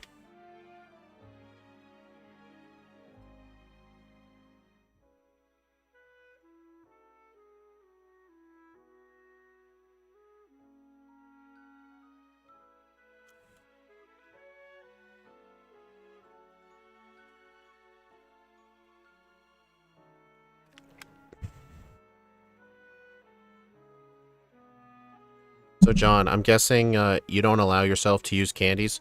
Are you allowed to, change your held items, or do you have to keep your held items the same?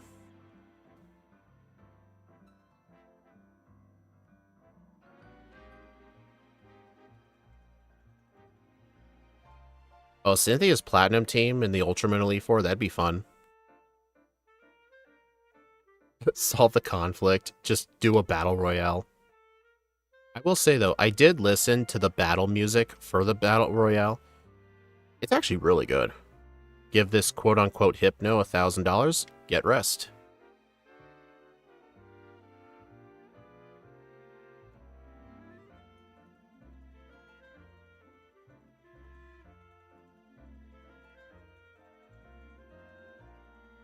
I still have a repel up, right? Yeah. Alright, I'm gonna need the Rock Tomb TM.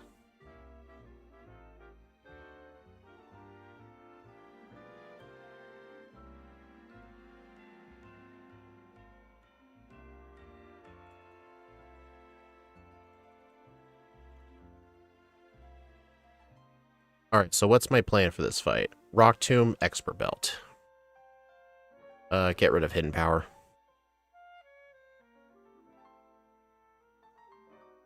Where's the Expert Belt? Ah, here it is.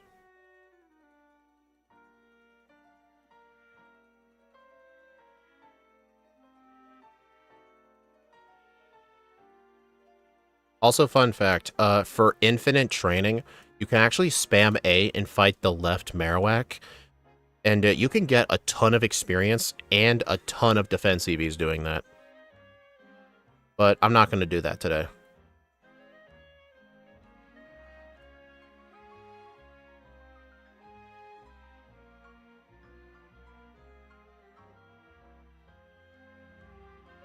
Also, be careful of using physical moves on that Magmar. It has Flame Body.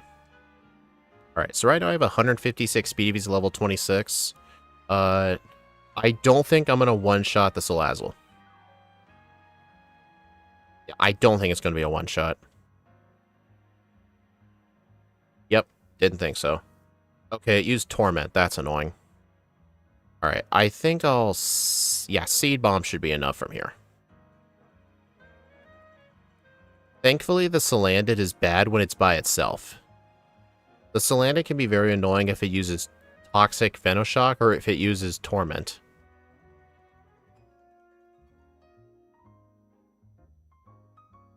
Yeah, Fire Trial wasn't that hard. We just had to do some planning. Also, Charizard. I have to use the touchscreen for this. I'm gonna set Charizard to C right. Or D-pad right, I meant. Actually, no, I prefer having it on down.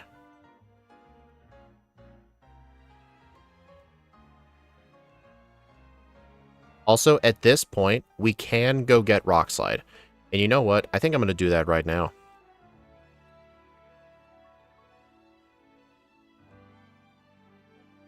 Hey, Perky Penguin. It summons Infinite Salandit. Are you sure about that?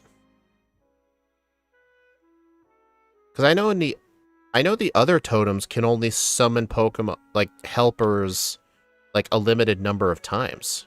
Is it specifically just the Salandit? Oh, right, I forgot. You need Sharpedo for it. Whoops. Oh, I can't believe I forgot that. My bad.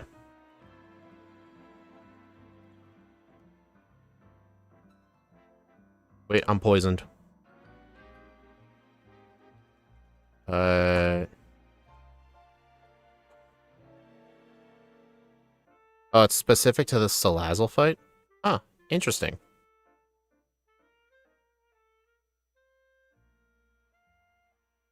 I don't think you can you skip these trainers?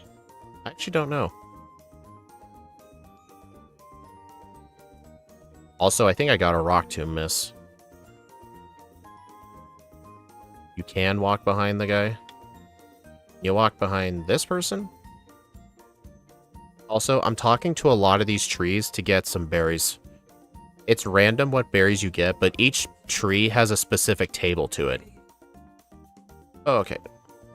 So you can get all of them. You can pass them. Okay. Good to know. Okay, I'm going to teach acrobatics right now.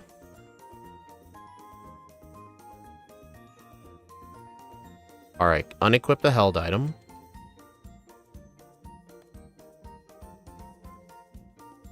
Get myself the PP up. I'm going to use that on Seed Bomb right away.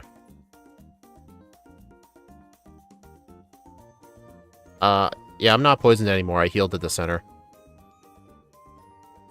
Makes sense she brings her harem with her.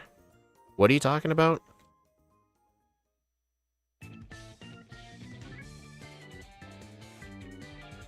Also, in Sun and Moon, this fight is actually with a Parasect. And you're also not required to use Stoutland here, fun fact. Stoutland is not required in this game. I actually thought, like, you had to be on it, otherwise the item didn't spawn. But no, that's not how it works. Like, I kind of thought it was like the buried items from Fire Red and Leaf Green. I do not need Grass Knot. I'm not getting it.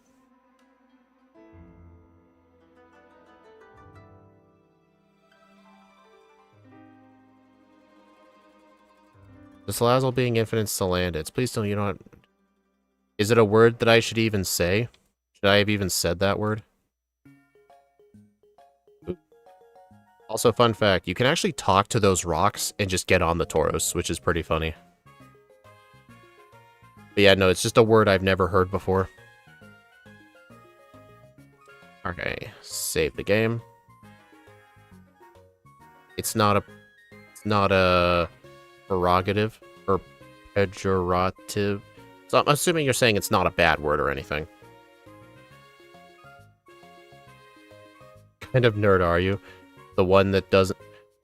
The one that has no girlfriend?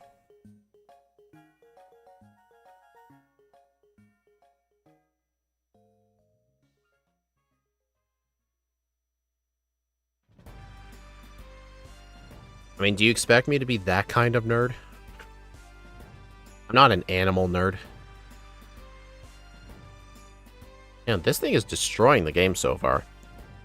It's not going to outperform a legendary because Zekrom beat Olivia at 53 minutes on the clock, but Zekrom didn't need to do EV training. But looking back at that run, I think Zekrom needed some attack EV training because I got like 20-something resets on Hapu because I was missing ranges. Like things that should have been a range but weren't. It all started with Dragon Rage. True, true. So it's probably not a fair comparison. Also, I saw Scott's Thoughts released his software for his tier list, which I thought was pretty cool. But it'd be a lot of work to keep it up to date.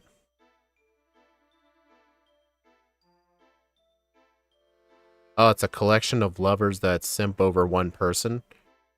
Oh, so it's like oh right, Diglett's Tunnel. So is it kind of like those Middle Eastern religions, like the ones where one guy has like 20 wives? Is that like one of those? Yeah, I actually knew about that. It basically that? Okay. Which Elemental Monkey's my favorite? I don't like any of them. But if I was forced to have one on my team, probably... I don't know, I hate them all.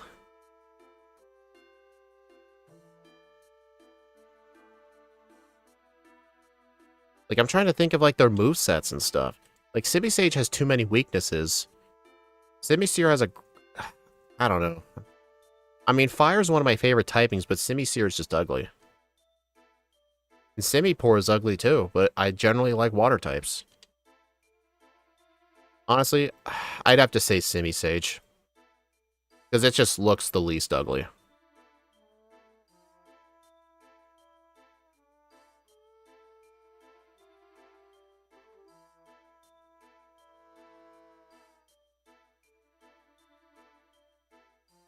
Anyway, so in the Coney City TM shop, I'm just going to purchase Shadowclaw.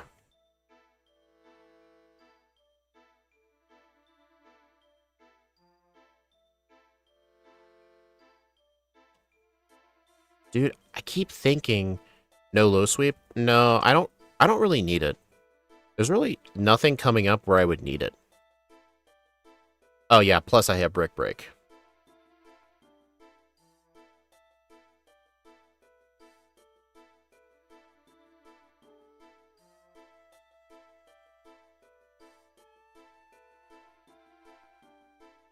You know, interesting question. If I was starting out as Pansage and had to evolve into Simisage in this run, where is the nearest Leaf Stone? Okay, I better save here. There's a Plumera fight coming up, and she's pretty hard.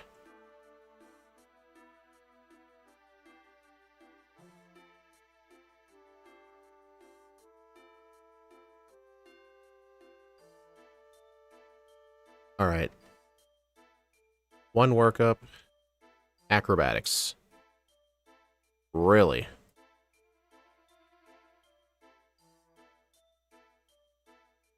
Oh, interesting. I reset the game and it turned back into night. So I wonder when you reset the game, it changes the time back. Huh. That's annoying.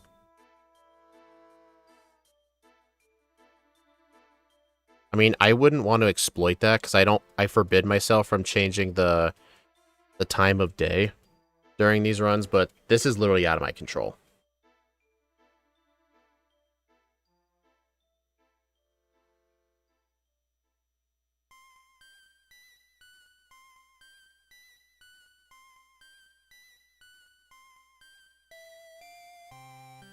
Dude, Acrobatics is like so close to a one-shot. Dude, how fast... Alright, I think I need to reteach Rock Tomb.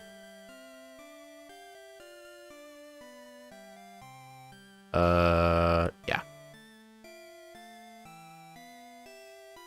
Wait, super effective Rock Tomb is 120. Acrobatics with no item is 110. So, yeah, so Rock Tomb is slightly stronger than Acrobatics.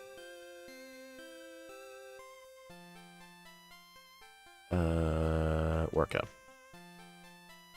I know Moon has a reverse time, but this emulator, for some reason, just doesn't care about it.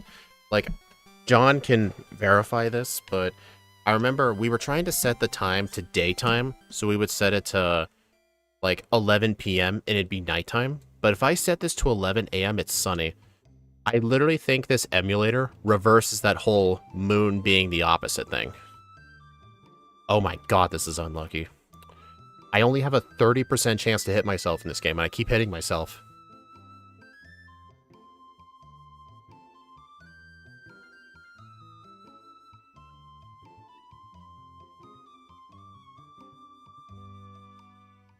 Yeah, I think it's the emulator doing it. There we go. So far, that was the toughest battle we've had.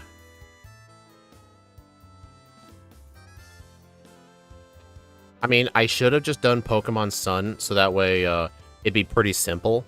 But I'm doing Moon just because it was the version I played as a kid. Also, always tell these people no, so you can save. Okay, so I think for this fight, I'm going to want to set up workup. It's always a good idea to teach rest for this fight. And I've been talking to berry trees so I can get a Chesto Berry.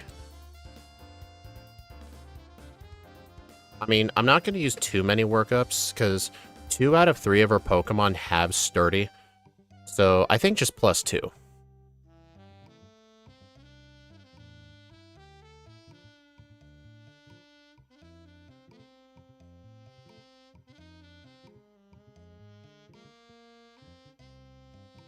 Good thing Nosepass's attack stat is horrible. Do I outspeed Lycanroc?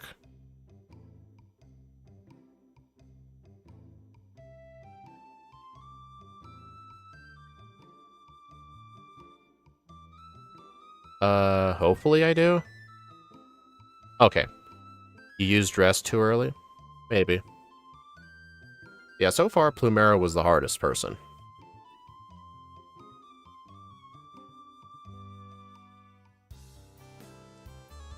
You know what's funny? Since this is the first moon run I've done where I'm allowing Z crystals, I've only had to use a Z move once.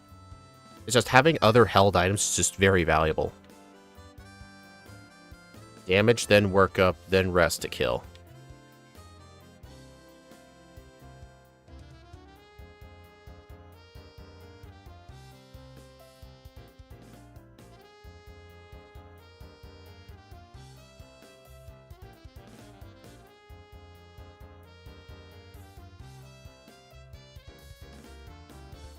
Alright, Aether Paradise, just a bunch of boring stuff. Also, fun fact, in this place you gotta fight Nihilego.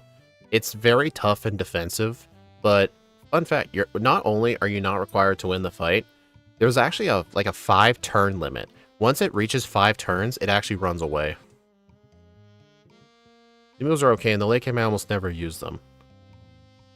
Yeah, that's why I decided to start allowing them, because I thought Z-moves were going to be incredibly overpowered in this game, and the game would become easy, but I was wrong.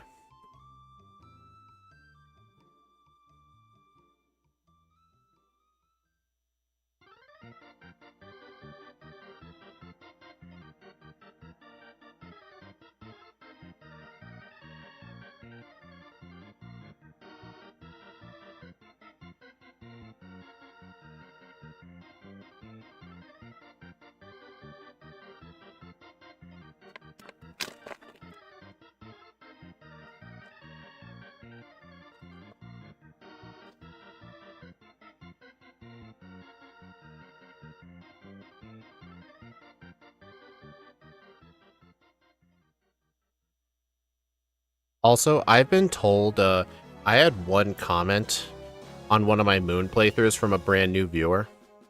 Also, there was no way I was going to win that fight. But, one of them said that they really did like the Moon playthroughs because they announced that they were new to the channel and really like Sun and Moon. They said I play way too many intros in the Moon videos, and I actually agree with them. Like, it's just a lot. Like, they're cool, but it does break up the pacing when the totem fights are so close together. So, what I'm going to do for the 6 Moon videos that I'm going to do in 2026, every game I do is going to get 6 videos exactly. I'm only going to play an intro for a totem fight where I get a reset or a blackout. If I beat the totem on the first try, I'll talk about it, but I'm not going to play their intro. Okay, I think just use Seed Bomb right away. Oh, nice. One shot. Rock Tomb? Yeah, I was not going to win that. I almost never beat How here. Out of all the 7 Pokemon I played, the only one that has actually beaten the Mali City How fight is Silvally. It's the only one that's beaten that guy. Because that Alolan Raichu is a freaking beast.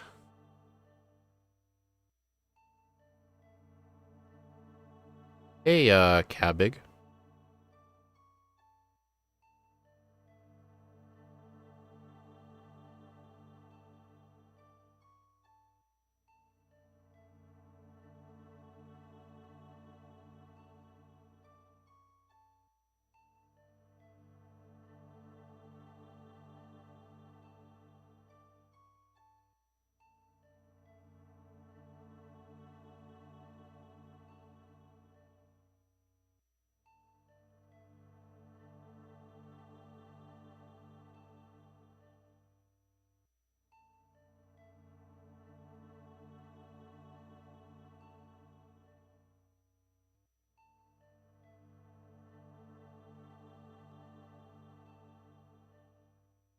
More dialogue. At least the dialogue is pretty quick in this game, so it's not too bad.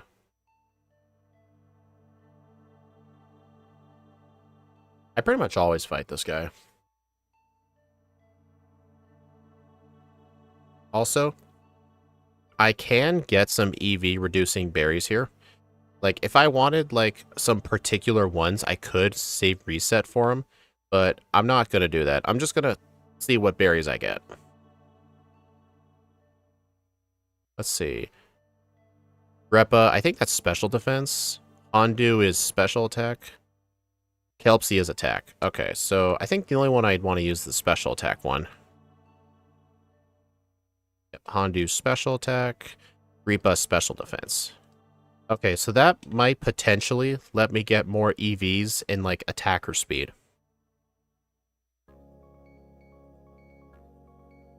But right now, I only have 170 attack EVs, which we're pretty much all set to go for our minimum of 200. We only have 12 defense and 54 speed, but there's a lot of things in this game that give speed EVs. So, I'm going to prioritize iron. I can always do a second vitamin buy if I need to. That guy almost killed me. Dude, these stupid trees. This is like X and Y's Victory Road all over again.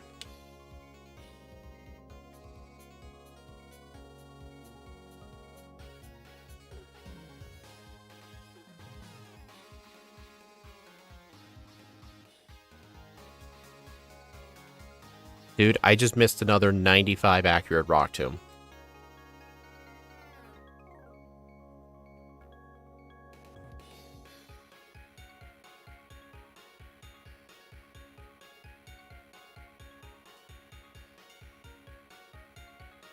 Yeah, I also don't use the care feature at the end of battles.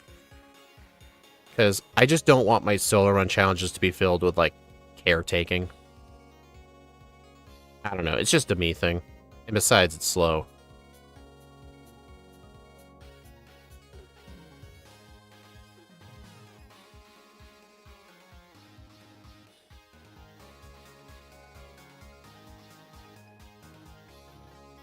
Oh, I better heal.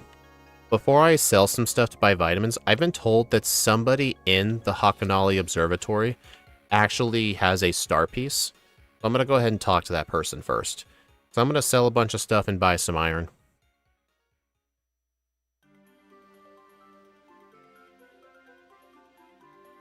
Wow, that did like nothing.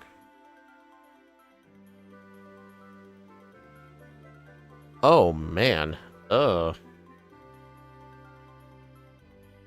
Goat lane. There's really nothing else I could use for this. Wait. Shadowclaw would be better than Rock Tomb for this fight. Alright, I think I'm gonna equip... I didn't get the spell tag. That's annoying.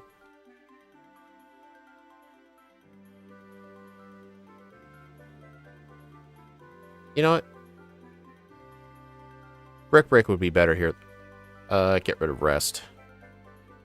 You know what? Normalium Z. I'm going to use Z Workup.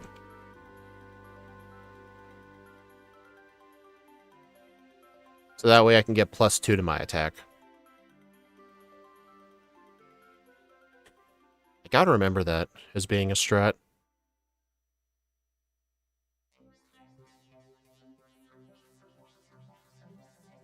How'd you come up with your username? I actually created the account when I was in high school. I wasn't really good at making names, so I just went with the word speedrunner because this was back when I was just wanting to have a YouTube channel to upload speedruns. I'm just gonna blackout train. And I wanted a number to go at the end, so it wasn't just the word speedrunner. So I did the month and year I created my channel. 02 February, 1/8/2018. That's literally the whole story. The workup's a waste. Wait, I've been told it gives +2. Yeah, +2. +2 to attack. And then +1 to that. Okay, I should be going for Shadow Claw. It's a high crit move. Damn it. Dude, this is rough. This guy isn't hard for his steel typing. He's hard because of his flying type.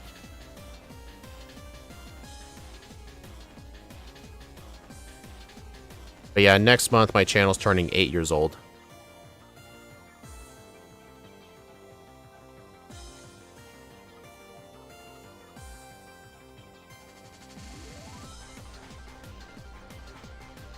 Nice crit. There we go. Seed Bomb. Fuck.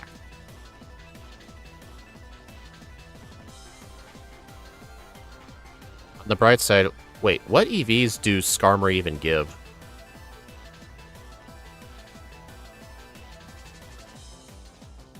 Skarmory gives defense, right?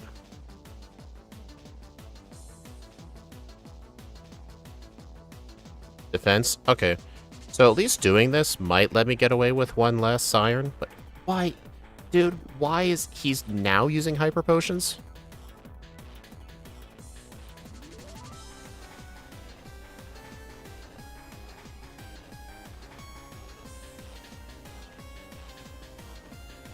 Use the Shell Bell?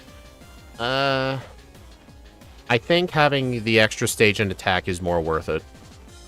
Besides, if I can get to level 32, this should be a guaranteed 2-shot.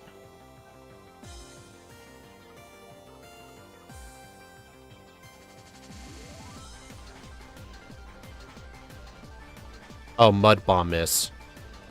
Wow. Okay, this guy was rough. This guy's usually a pushover.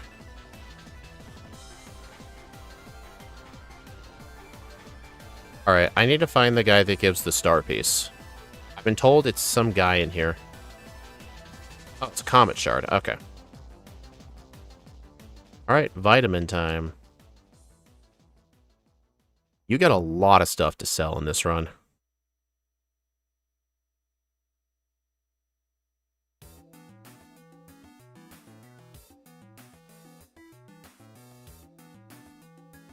I don't want Sharp Beak. I don't want X Defend. I don't want that.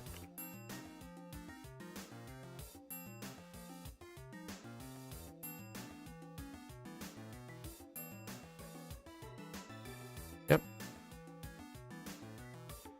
Okay, so I have 22 defense. Yeah, just invest them all in defense right now.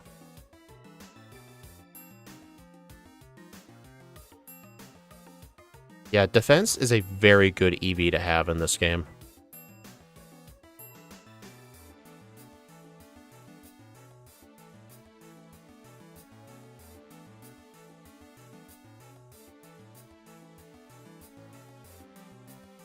I'm actually kind of concerned about this fight. I actually don't know if the Vikavolt has a bug type move.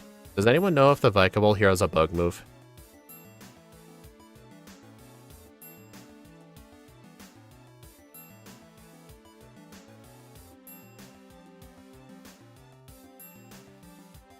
Good thing Charger Bug is pretty stupid.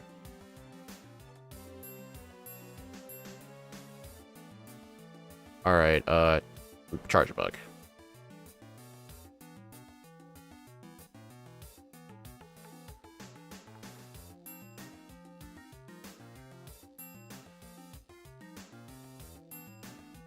You know, I probably should have done some training on those Marowaks so I could buy Carbos.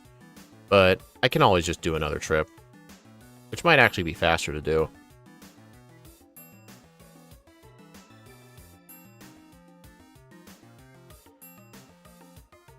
Bug Bite. Of course it does.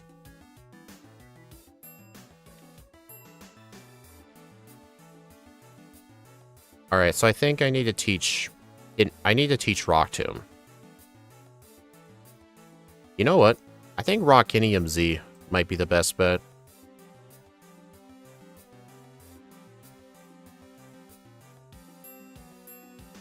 That was a crit, you might live. Maybe. Yeah, let's try Continental Crush with Rock Tomb.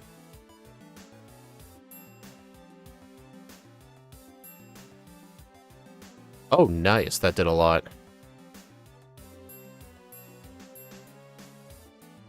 I would use Hearthstone. Nah, this strat was far better. Uh-oh. Dude, paralysis almost killed me. Okay, actually, using Z-moves in these runs is actually very interesting. There's only a few moments where it helps.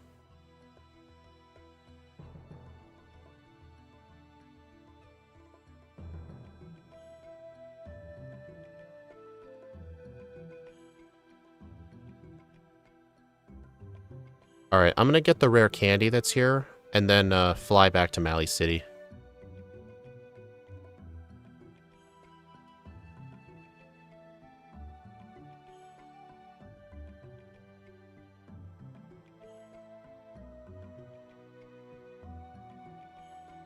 Wait. Oh, right. Forgot Mali City. Garden. Whoops. Gotta go. Thanks for stopping by, John. Okay. I need Protect for this Guzma fight. Get rid of Shadow Claw.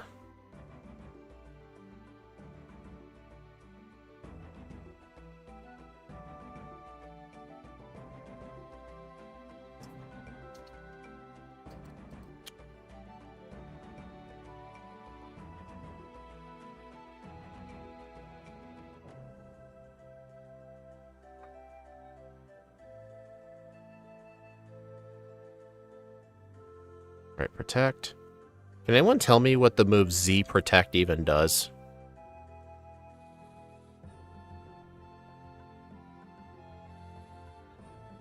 That was not the right move. Ow. That was completely my fault. If I had used the right move, I would have been fine. Protect's even harder.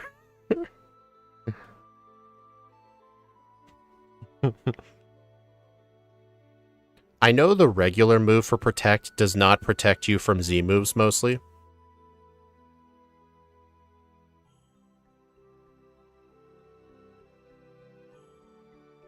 Yeah, when you use a Z move, it moves your cursor back to slot 1, which is interesting.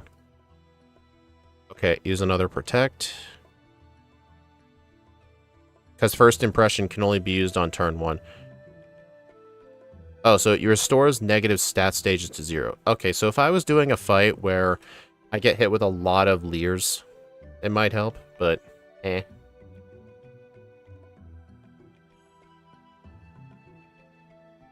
Alright, I need to teach Shadow Claw now before I forget.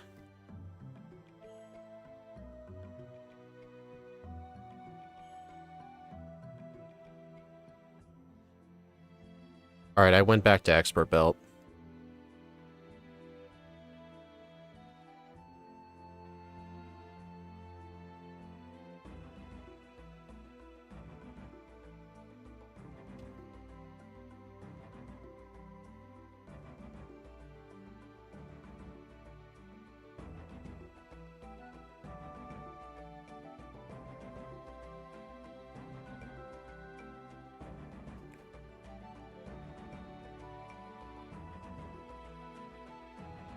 Hello, Torkoal.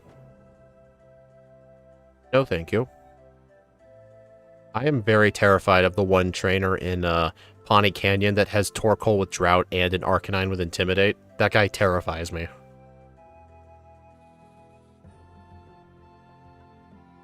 You know, I'm not kidding. Z-Protect might be a good strat for him. It'll protect me for one turn and get rid of the Intimidate. Potentially.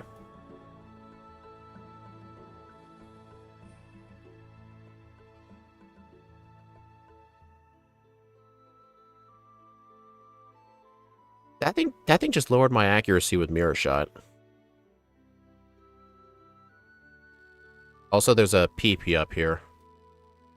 I'm gonna quickly go get it. I'm gonna knock out this Geodude for some defense.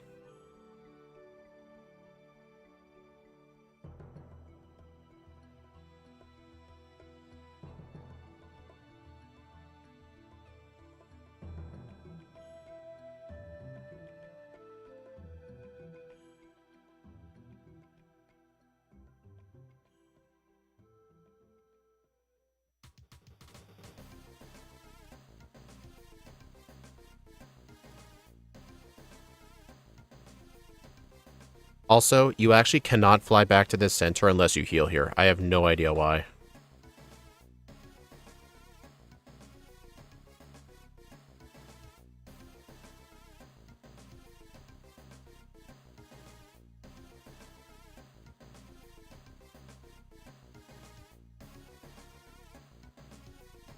So here's an honest question for you viewers. What have you thought of the Sun and Moon videos and just Sun and Moon in general? What's your opinion on me adding this game to my solo running series? Because I do enjoy, like, how you kind of have to play these solo runs more like a Nuzlocke. Because, like, you're not really going to be over-leveled that much, and you have to really seriously think about EVs, because you're going to have a lack of levels. But it is a much longer game in general.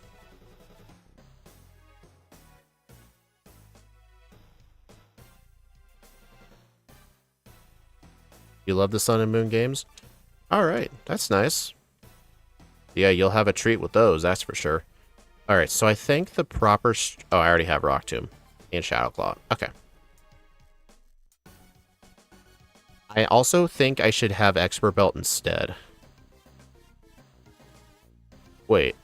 Oh, I'm holding it. Right. I need to have the held item on my overlay. Like, I tried to, but for some reason, PokeLink showed up as a white box. I don't know why.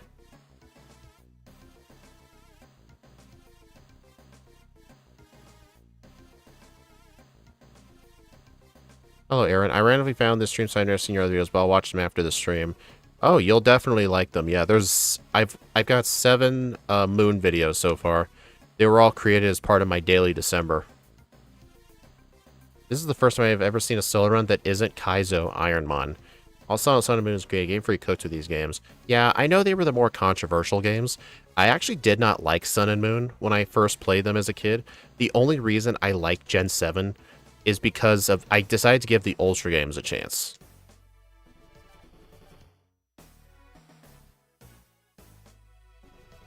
Because on the back of the box art, they had a Rainbow Rocket Grunt. I'm like, oh, I want to fight Rocket Grunts. So I played through the whole game. Okay. Oh, turn 1 Mimic. Nice. That Mimikyu just threw its first turn.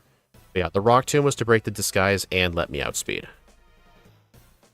Oh, dude, I just fucking crit that bastard. Get wrecked. But yeah, after I played through Ultra Moon and I liked it a lot, I decided to go back to Moon and give it a chance. Because at that point, I gave up, like, after the Rock Trial, I think. Yeah, I definitely like the Ultra games more, though. But I'm not going to do them for solo run challenges, because regular Sun and Moon are hard enough as it is. They're already the hardest games I play, and it's not even close.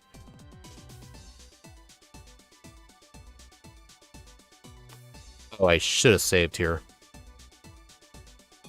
Oh well, I might just black out here.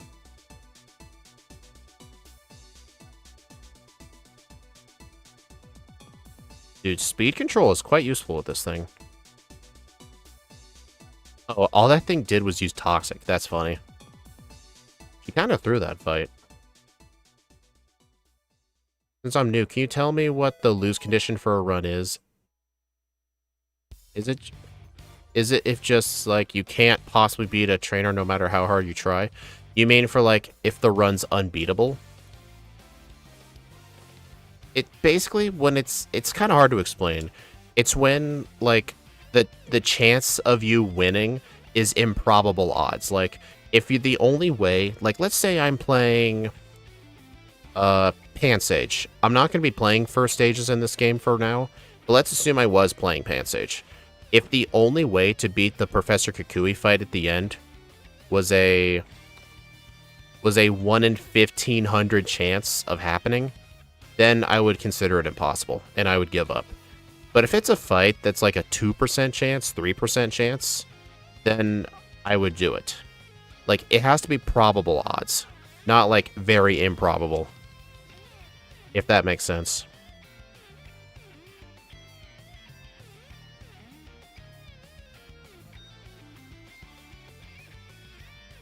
Okay, Sharpedo, I do want to register to D-pad right. So that way I can go onto the water, then switch to Sharpedo. And also, as of right now, I could go get Rock Slide.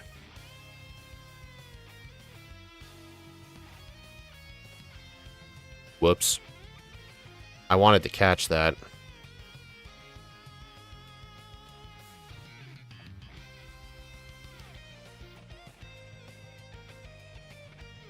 I did not expect that to one-shot.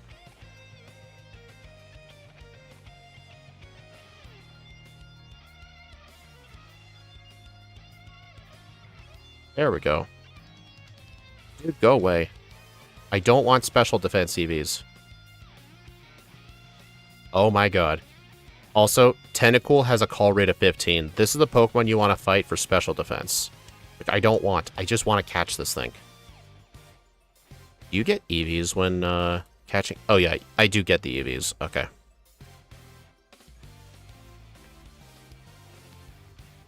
I'm gonna go ahead and go get Rock Slide now.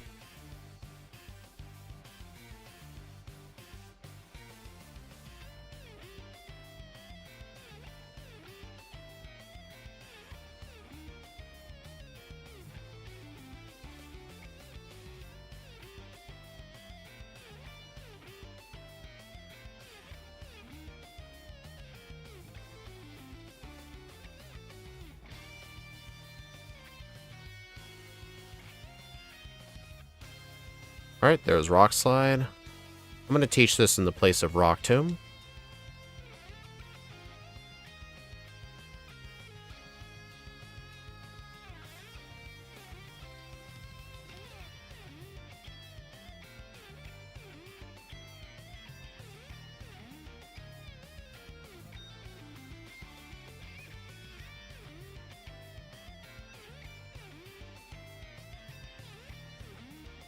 Also, if you're wondering why, even though this game has no HM users, I still had to catch something, well, right now I have to go into Po Town, where the Team Skull Grunts are.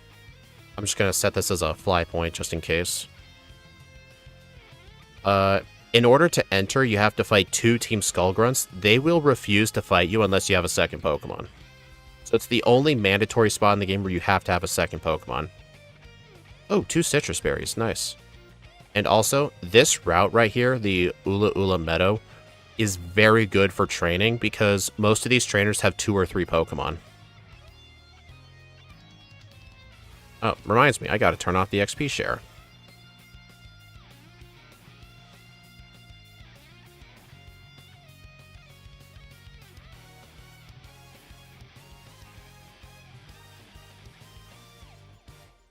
Oh no, not Curse. Body Slam.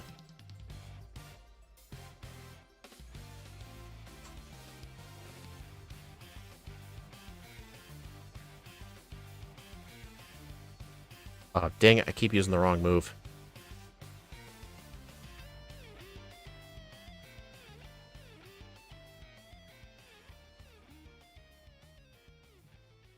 Are you gonna box wild Pokemon to avoid future double battles?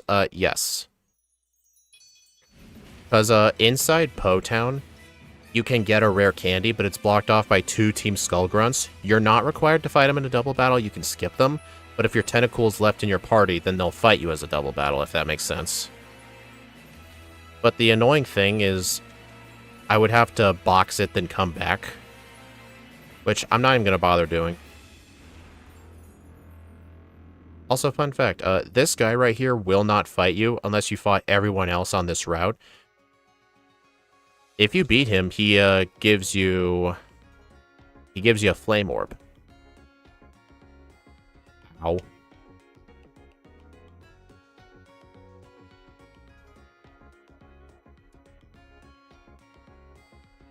Very useful if I ever run any guts users. Okay, I need to buy some super potions. I'm out of healing items.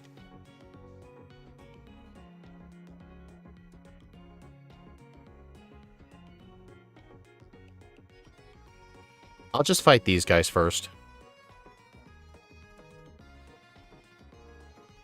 At least I'm in overgrow range. And my tentacle's not allowed to do anything to impact the battle. Okay, my tentacle killed me.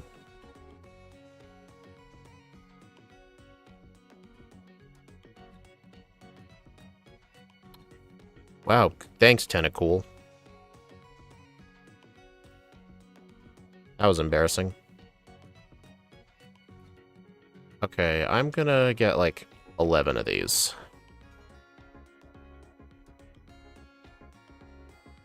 Betrayal.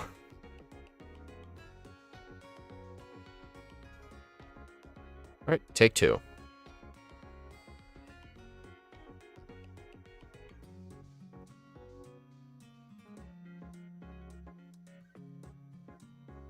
To be fair, I should have used barrier.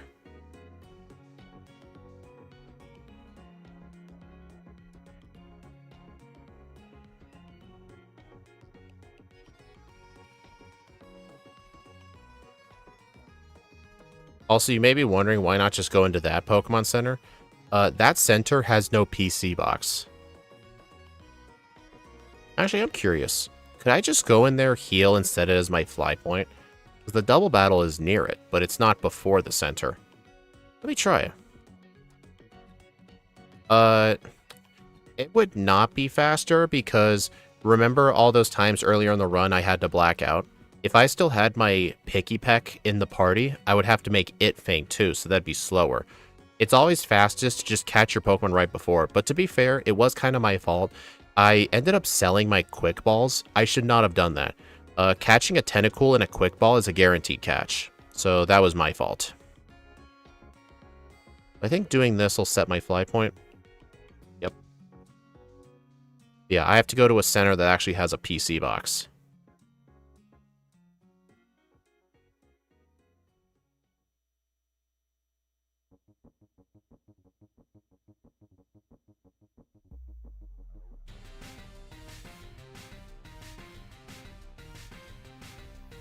Yeah, and this is the double battle I get to skip.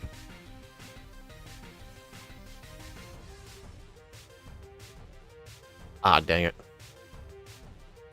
Oh, I need to make sure I teach Protect for this upcoming Guzma fight. I better just do it now.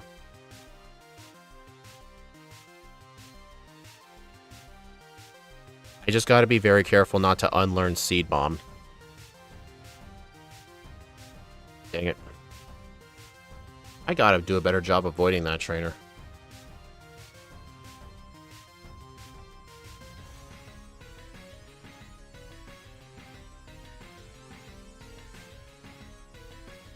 Alright, so the answer is beat up Elisapod, Tapu Koko, and make sure you answer no.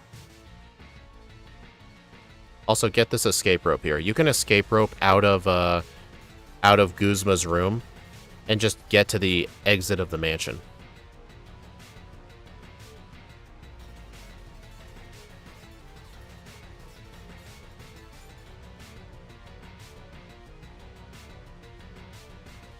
Work up, Swords Dance. Okay. And This guy is completely cheesable when... I was just gonna say, this guy is completely cheesable when you use Protect on its Golisopod, but I forgot to use Protect on the Golisopod. Hey, game dev. Yeah, I like Guzma too, he's awesome. His theme is awesome too. Thanks, game dev. You know, game dev, you'll do anything but become a member. Don't you want access to my Quagsire emotes? You know you want to.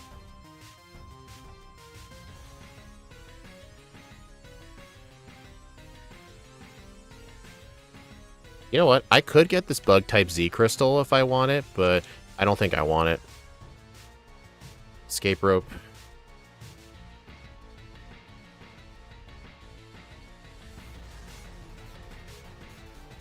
If I ain't doing it for Steve, I ain't doing it for you. True.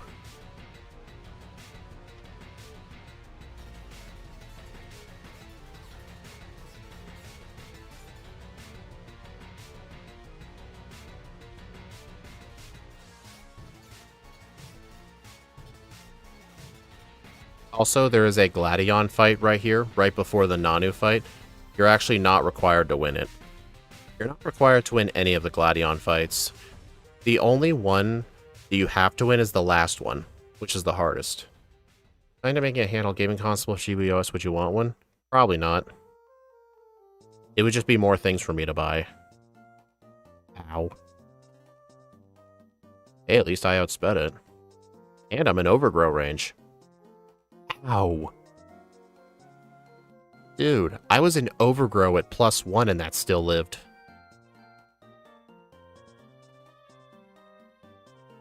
But no, I'm good, game dev. You don't need to do that. Okay, so what's my plan for Nanu? What was my plan? Ow. I think it was Brick Break.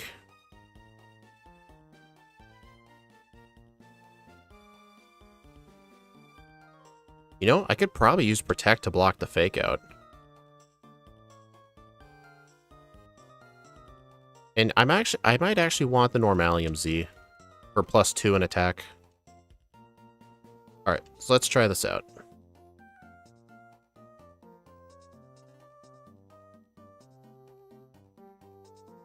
Protect. Thankfully, Protect has priority over Fake Out.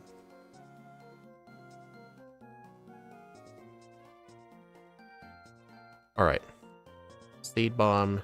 I have 105 speed, so I'm not going to outspeed the Persian. But I have Protect here, so I'll just block that. Am I going to live? No, I will not. You know what? Protect has a 50% chance of working when you use it for a second time in a row. So I wonder if it's a good idea to just use another Protect.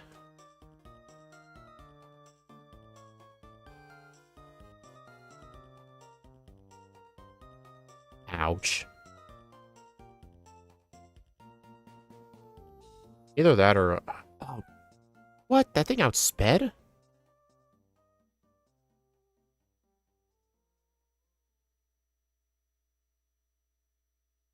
Just take the blackout, keep the XP. What speed is that Krokorok?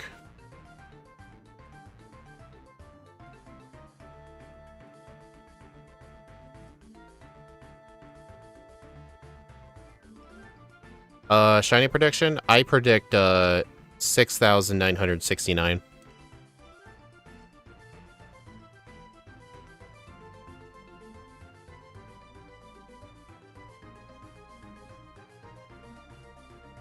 Am I speed tied with that Krokorok? Oh, it didn't even use its Z move that time. Wow. Cheater. Because I know if you use a regular Protect, it doesn't block all of the Z move, it just blocks some of it. But to be fair, what difference does that make if I don't outspeed? Honestly, I don't think the Z move is the correct answer here. I think I need the Quick Claw. But then again, it'd be Quick Claw at +1.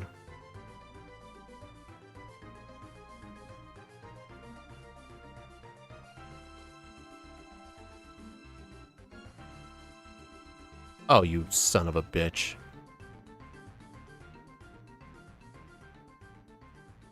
How is it +2?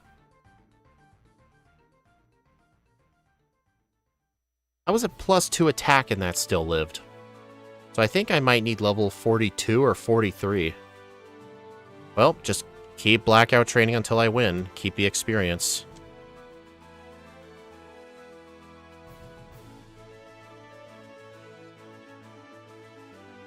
It's dumb the Intimidate puts me down to +1.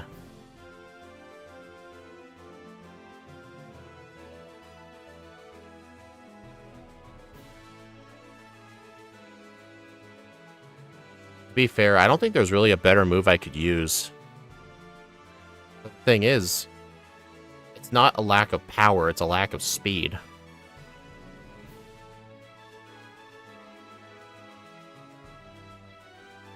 Also, every time I use the Z move, it does cost some time.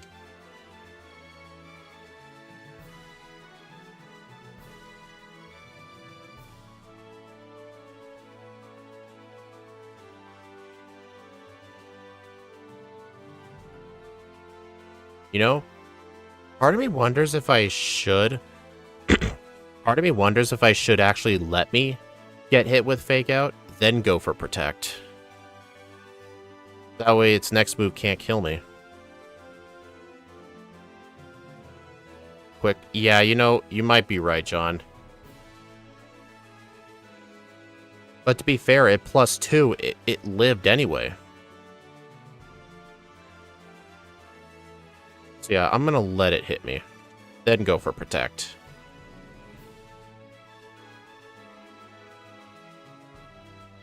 Ah, that didn't even matter. Alright, I think I just gotta go Quick Claw here. I don't know, though. This Blackout training is giving me a bunch of attack EVs, because Krokorok give 2 attack EVs.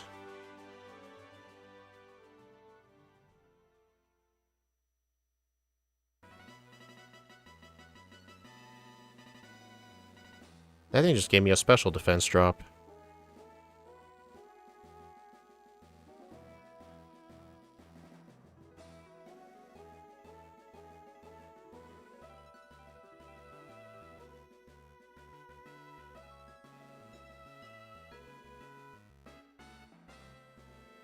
Alright, I think I just gotta do Quick Claw.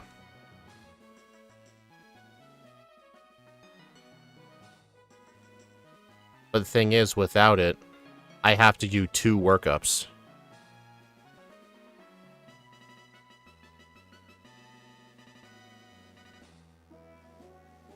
Am I an Overgrow? That is not Overgrow. Come on, Quick Claw. Wait, actually, let it... Oh, dude. I was actually going to let it hit me with Fake Out, because that would put me in Overgrow range, which might guarantee the one-shot. But no, it detected the kill. But to be fair, no matter what, I have to get a Quick Claw on that Persian.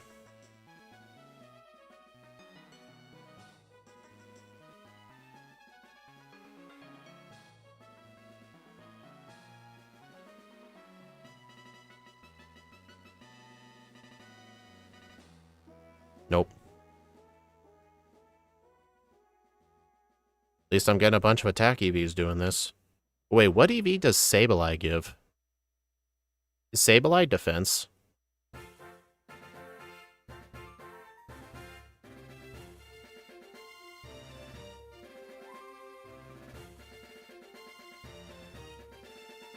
I guess I'll pay attention when I black out.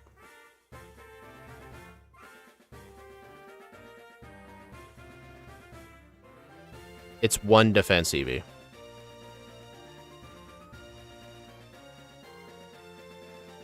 So I'm going to end up with more defense than necessary, but I might be undershooting it on speed.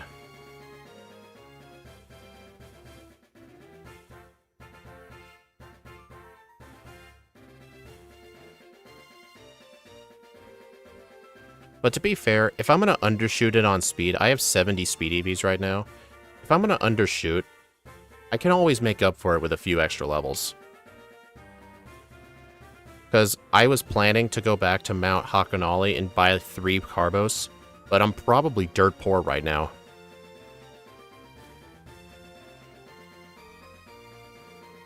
Okay, that is Overgrow. I quick clawed on the Croc Rock, dude.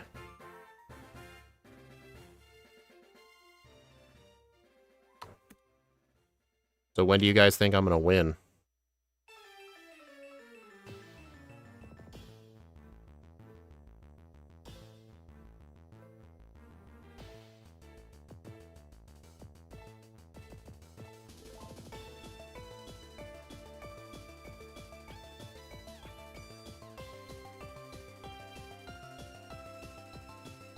Dude, will I ever get a Quick Claw? 3 more times? Okay, we'll do that starting now.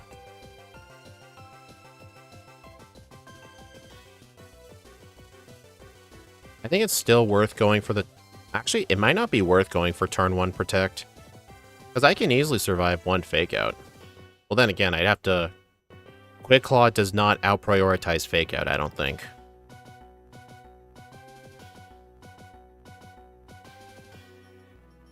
Oh. I actually expected that to go for Fake Out.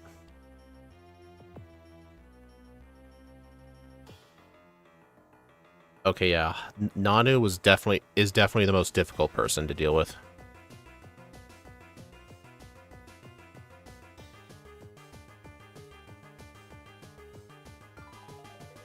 And again, I remember with the Reshiram and Zekrom and Kyurem runs, maybe Kyurem didn't do it, but I know with Reshiram, I had to get an Omni Boost with Ancient Power. That was the only way to win.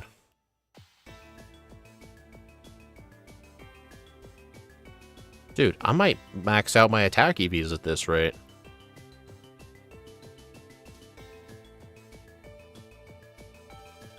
To be fair, that would partially make up a lower level.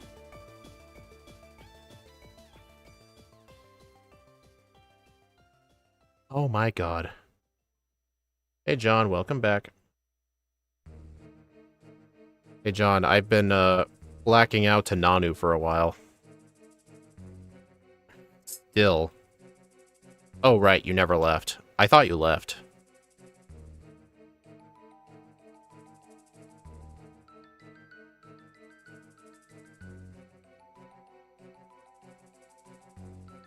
At least I'm getting 2 attack EVs and 1 defense EV every time I do this. Okay, I only won because I survived the Dark Pulse. Dude, that was rough.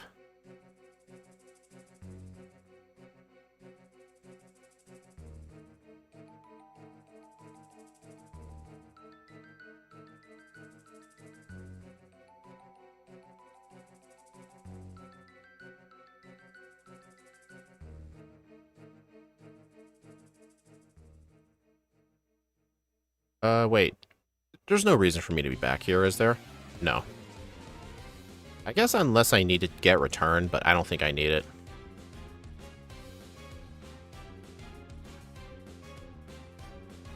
Yep, 7 resets, 28 blackouts.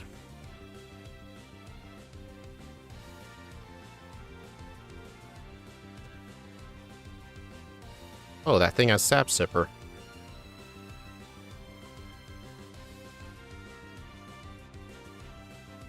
Okay, dude, that person saw me through the wall.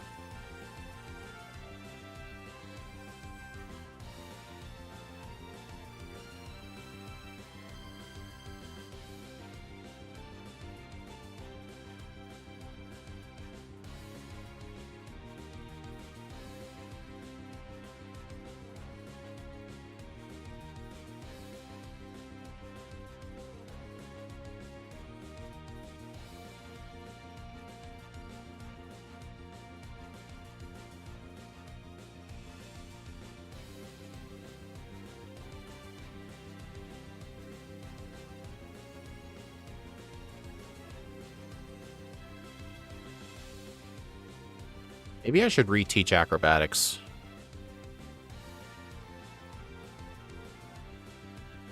Thankfully, that does not activate Aftermath.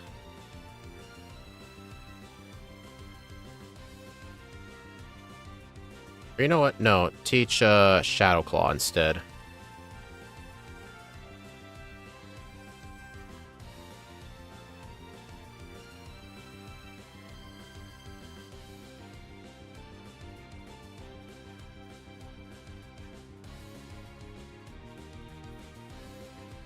Oh yeah, I remember you became a member, so what Pokemon do you want to see me play in what game?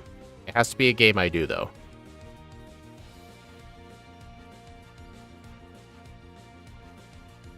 And I'm not accepting backport requests anymore because I have all my code set up for Mega Evolutions. But that's why I reworded the intro slightly.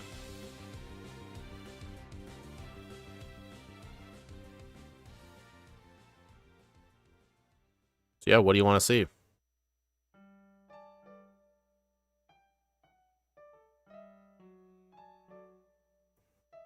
Mewtwo and Emerald. Okay.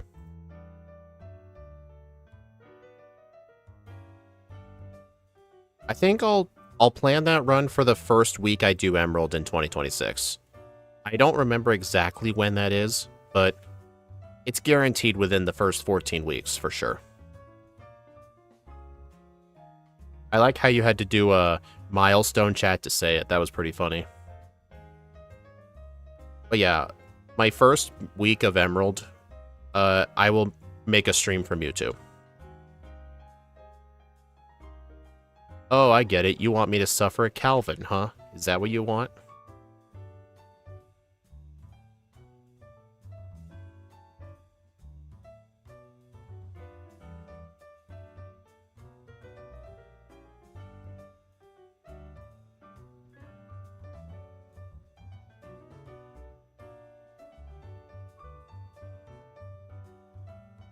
Yeah, aside from Nanu, this thing is doing incredibly good.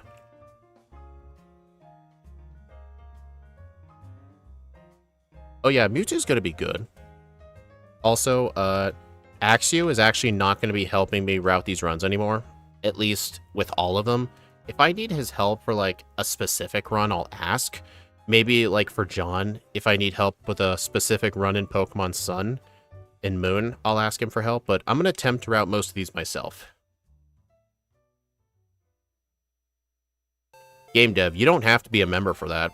Look at my starting soon screen. There's 2 ways to get a run request in. Either become a member or a $5 super chat. And if you are a member, the requests are like once a month, and you have to ask for it.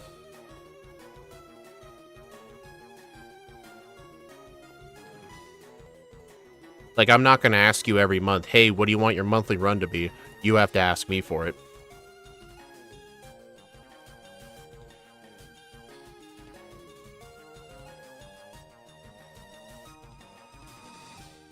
Okay, I kind of wish I had Rock Slide there.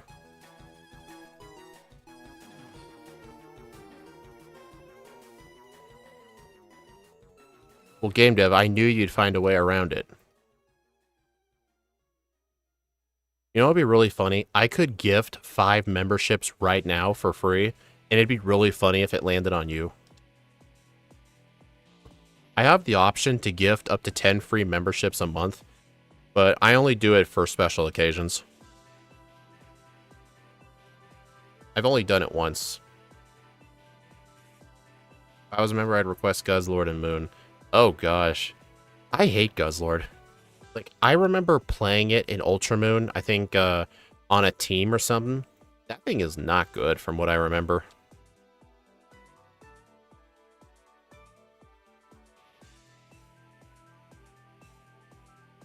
But, like, even if you're not a member, you can still make a suggestion. It's just, you won't get that high of a priority.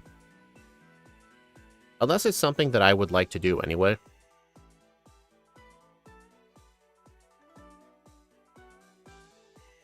Okay, Guzma. Okay, so I definitely need Protect again. Protect and Rock Slide.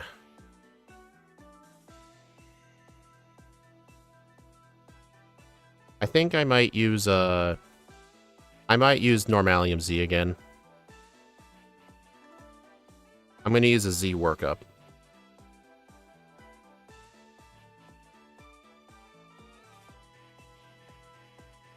You know, yeah, game dev. I need to replace one of my channel emotes with a Porygon.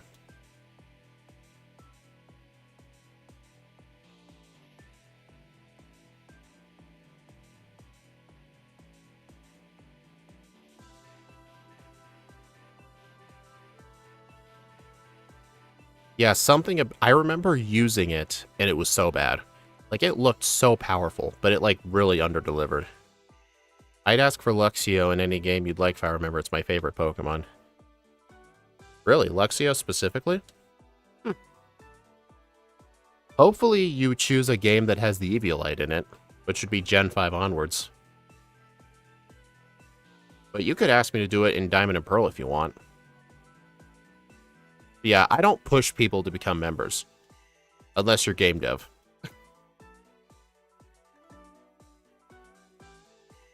There's also other incentives. I'm currently doing a live stream series every Saturday where we will backport every Mega Evolution into Pokemon Crystal and beat the entire game with it.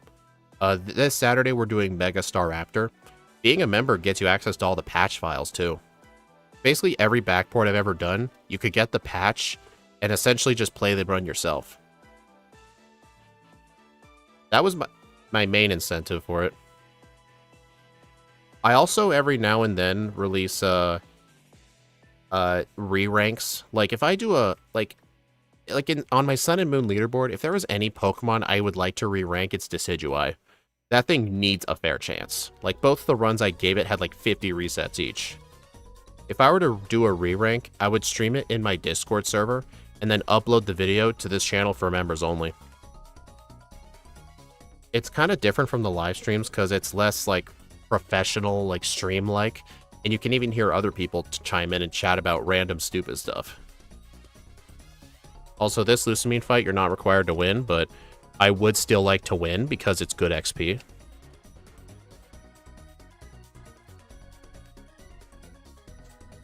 Psycho Cut.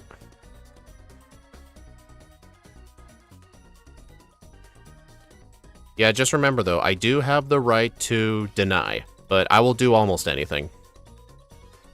Like right now, I am trying not to do first stages in Moon. But if a member requests it, then I'll do it. It's just, the reason I have to put a clause in, I have the right to refuse, is because you know someone's going to ask for Magikarp. If someone asked me to do Magikarp, I'd be like, yeah, no, pick something else. But if they asked me to do Rattata in like X and Y, I'll do it. I just will not do Magikarp. Or Ditto, or Smeargle. Like stuff that's obviously impossible. Like obvious from the get-go. I didn't know now they made Luxio plushes. Oh, I actually did get a very cool plush off the Pokemon Center website. Oh, god damn it, game dev. I'm gonna tell Steve what you did. Thanks for being a member. Are you seriously gonna make me do Porygon and Moon? Oh my god. You're just thinking to yourself, money well spent for that.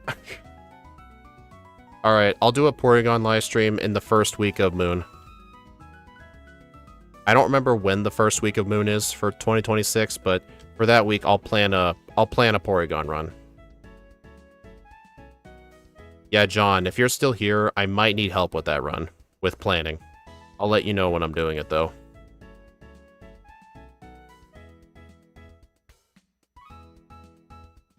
But yeah, I got a really cool plush from the Pokemon Center website.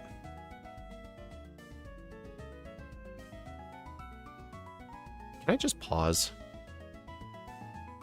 My timer isn't synced up for pausing. Hold on.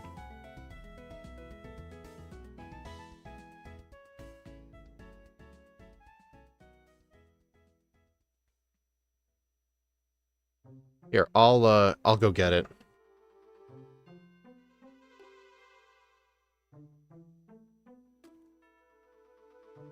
All right, you ready to see it?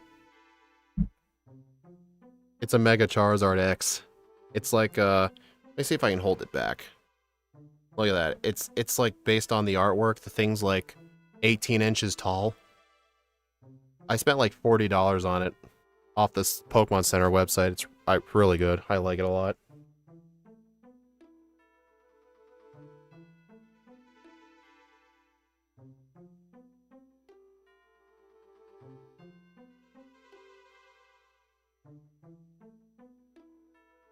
Yeah, it's really good quality, too. Alright, I'm gonna need Focus Blast for the Holophyte. Also, I'm gonna fly back to Mount Hakanali. I'm gonna see if I can buy some Carbos, because I am a little short on speed. I hope I have room.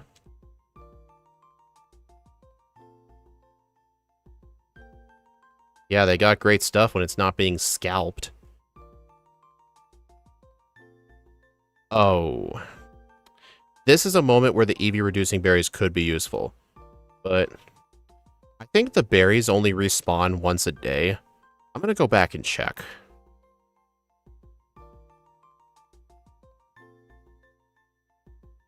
Nope. Alright. Well, I'm just gonna be stuck at 74 speed EVs. I can guarantee it was from all that blackout training. I should have just bought the Carbos earlier. Yeah, never go into stores to find them anymore. Yeah, I just buy Pokemon cards from my local card shop. They're able to get stuff in. It's a good thing because I live in a small town. They are expensive, though. Like, they usually charge the online market prices for it. But to be fair to them, they're a small store, and to be fair, I'm lucky to even find stuff at all most of the time. But then people are telling me, like, don't pay those prices, go to Walmart. And I said, yeah, what cards at Walmart? You never find anything. I do Mega Evolution solo runs. I do them in Pokemon Crystal every Saturday. Okay, so did I need a Koba Berry? I don't think I did, no. I remember I was originally thinking of getting a Koba Berry for the Gladion fight, but we ended up not needing it.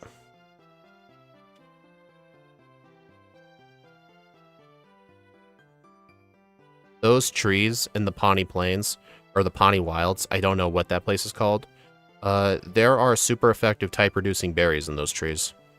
So if I need a specific one, I can save scum for it. My local store is pretty good, but it's when me and little cousin with me, and we try to find cards for him. Yeah, I mean, the place I go to, they always have stuff.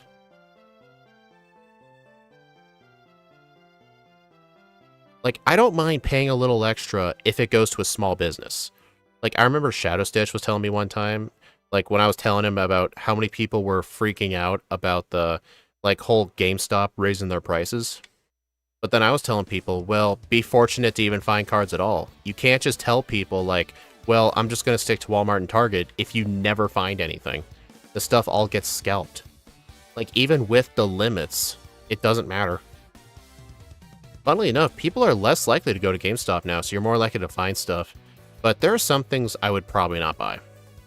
Like, I remember that whole Mega Charizard UPC, like, going for like 200. But to be fair, at the time, the market price for it was $230, and retail was $130, I think. The market price actually lowered to $170, and GameStop never adjusted their price. But, my local shop actually got those Charizard boxes in for they were charging like $239 for it, which was what the market was charging. I never bought one because of how expensive it was. But when I was last there, they did lower the price down to like, I think they lowered it to like $179. They lowered it by $50, so I bought one. But from what I've heard with GameStop and their $200 boxes, I've heard of some stores where they have like 60 of them and they didn't sell a single one, which is pretty funny. I'm sure they sold a bunch of like smaller products, but those big boxes, people are not buying those.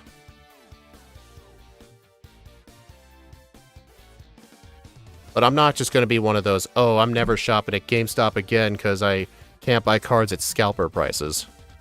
Or I want to buy cards and sell them at scalper prices. It's just if that one product's too expensive, then just don't buy it.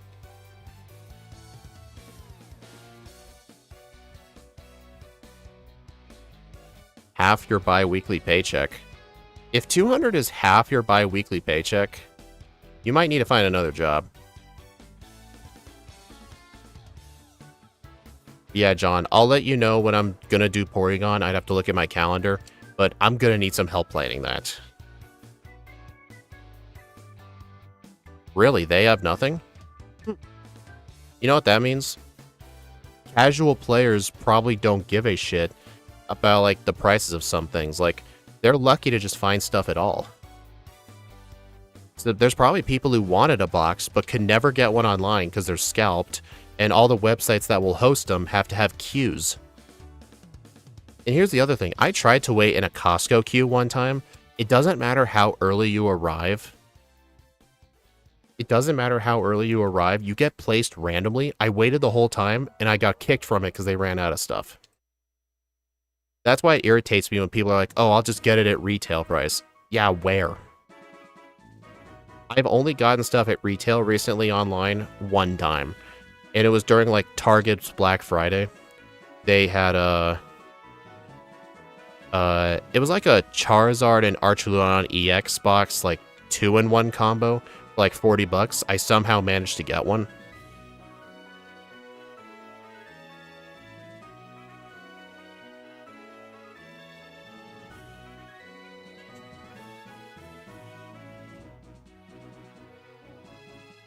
But yeah. Oh, yeah, that's why I defended them. Because it was to prevent the scalpers. But you know what's funny? When they raised their prices to, like, match the market, the scalpers quit going there. So I think that's why the Walmart situation got worse. But people mainly just complained about the price of the Charizard box. Like, I remember people were complaining that they raised the price of their ETB to, like, $70. And I'm like, dude, $70 for an ETB when the scalpers are charging $100? Like, their ETBs are still like $70, $80. I think that's a fair price. Alright, I don't think I need to use candies. I think I'm going to stick to this current moveset for now.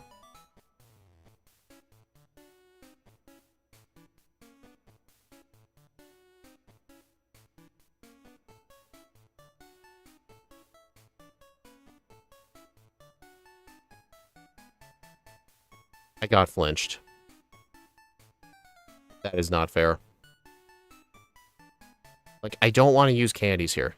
I mean, if I were to use all 10 rare candies that I can get here, I'll get to 61. But I want to get to the league at a minimum of 68, so I don't want to use the candies too early.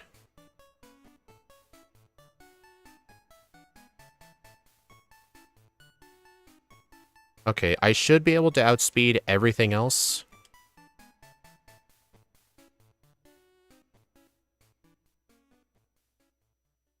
Okay, not the Flygon, but at least I'm in overgrow range. Am I gonna die? Oh my god. Wow, that was freaking close. Overgrow for the win.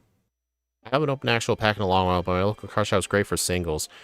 Oh, speaking of singles, I went to a card show like about a month and a half ago. I gave myself a $160 budget. And I pretty much only got singles. I actually did win a prismatic mini tin from a game of Plinko, which was pretty fun. But one thing I will tell people who want to go to a card show, do not buy sealed products there. Those people charge obscure prices for them. Like, just get singles that you want. You can leave with a lot more stuff anyway, too.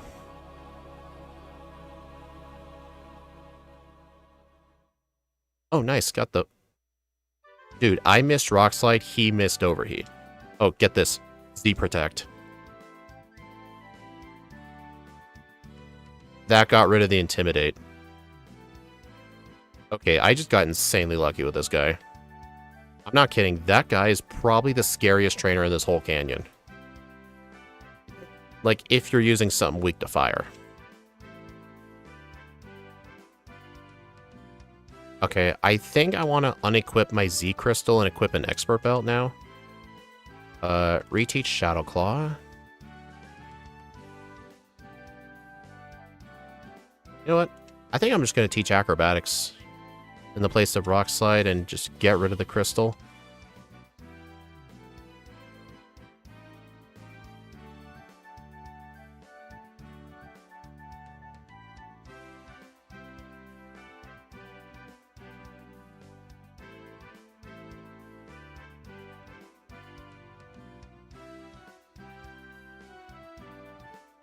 But from what I've heard, though, I've heard the scalping situation has actually improved quite a lot ever since all those places introduced limits. Because I've been seeing pictures of, like, Walmarts and Targets having lots of stuff in them again. Because from what I've heard, people are like, oh, the scalpers are moving on to One Piece.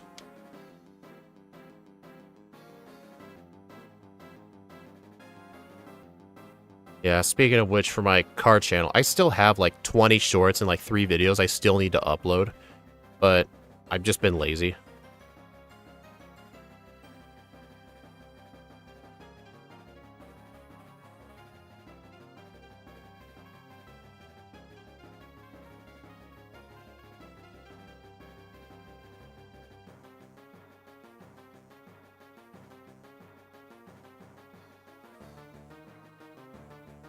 Yeah, thanks for stopping by, Ito.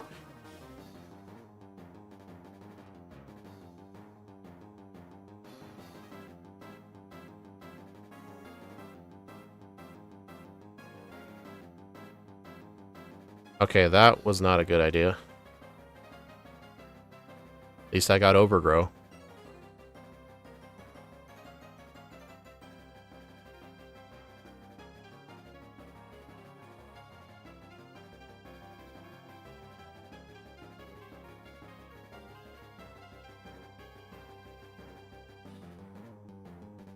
Also, right here's a PP Max.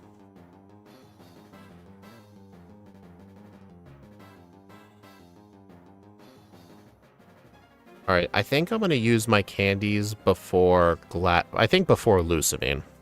That might be a good spot to use them.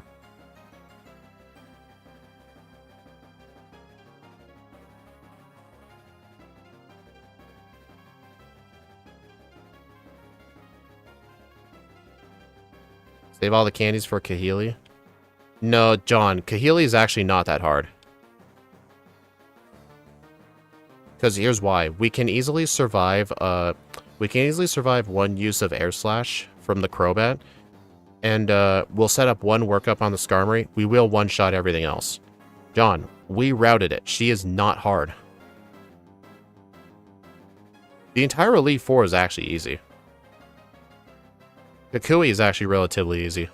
The hardest fight's going to be Gladion.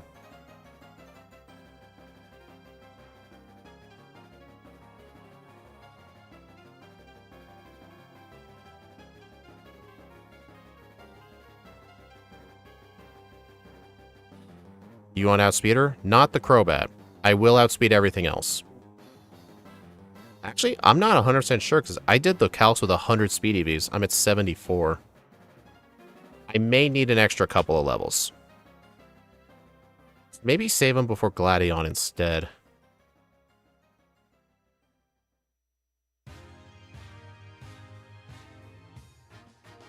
Crud.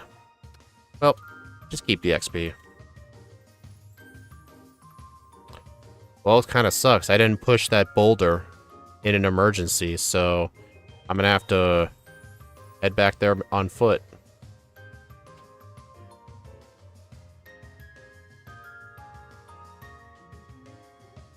Yeah, Gladion is annoying to set up on, but we actually don't need setup.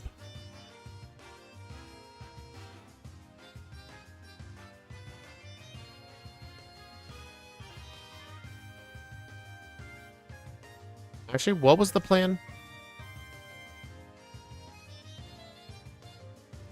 Actually, maybe the plan is just get a Quick Claw. I don't think Quick Claw was the plan, though. Oh, it was the defense EVs. If we go into the Gladion fight at level 68 with our defense CVs, Acrobatics does less than half. And then we can one-shot it with Rock Slide. Potentially, if we don't one-shot it, I might just use a Rock-type Z Crystal.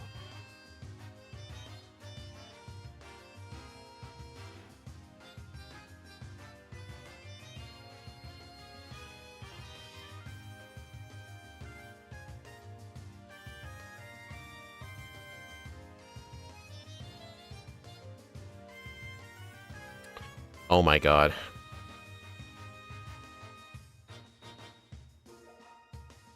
This is annoying. I should have saved. Wait, I think I did save. Oh well, keep the XP.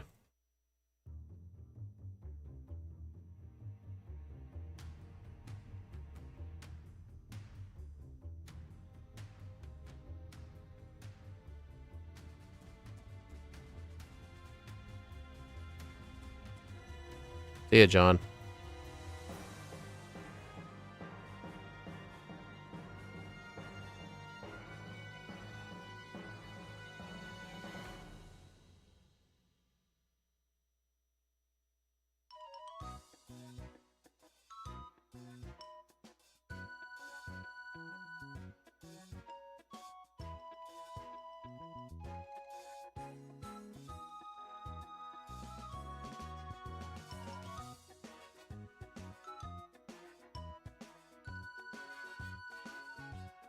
There we go. +3 Overgrow. That thing just used Torment. I think it did.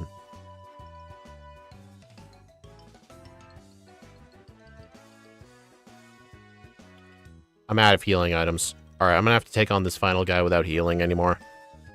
But I've got half health. I should be fine. Well, I got +1 Overgrow. Oh, that thing doesn't have Sturdy. Thank God.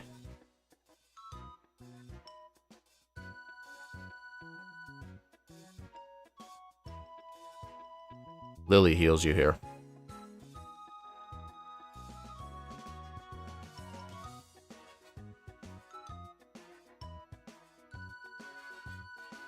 Alright, here's the Dragon trial. This place sucks. Acrobatics is probably going to one-shot that Komodo.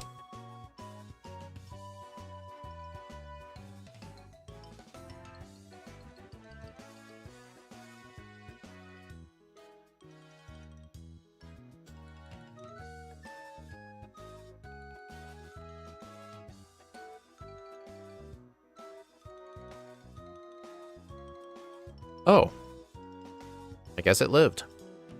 Scizor. Okay, that's annoying. I would have preferred a Hakamoa or a Jangmo-o. Okay, thank God that one shot. Dude, I almost died because of the Scizor helper.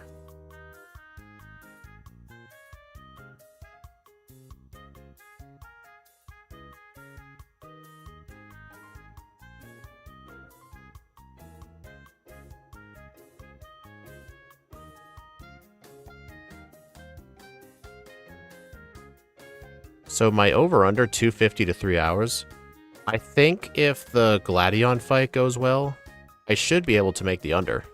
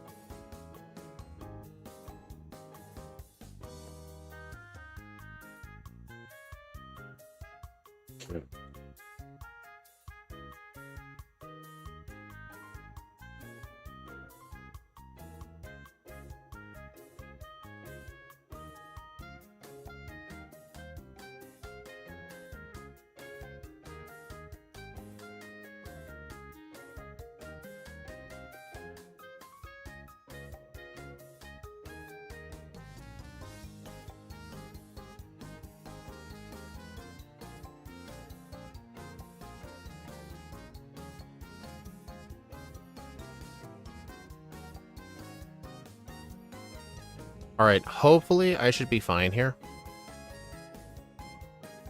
Alright, these are the final 8 trainers in the game.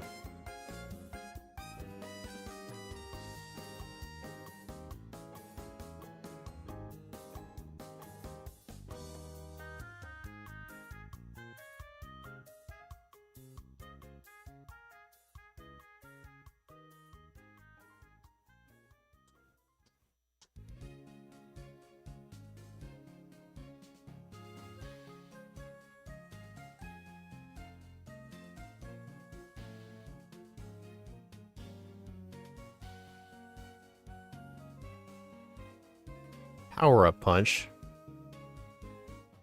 I think one more I can afford. I'm pretty sure I outspeed everything else. Dude, I have no idea why Lucamine likes to use Pain Split. Most of her Pokemon actually have the move Pain Split. I think it's supposed to be like a subtle reference to her as a character. Kind of like how in Black 2 White 2, Ghetsis Hydreigon has Frustration. Probably some sort of lore thing.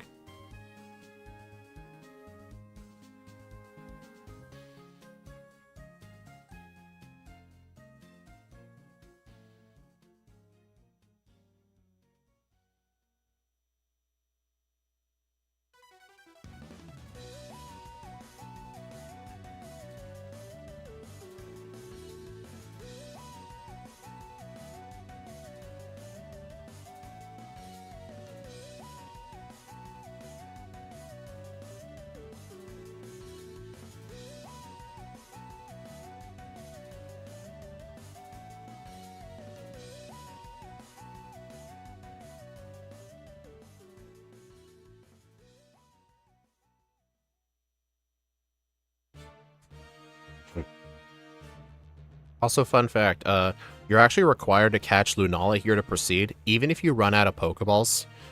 Lily actually gives you 10 Pokeballs every time you talk to her when you don't have any.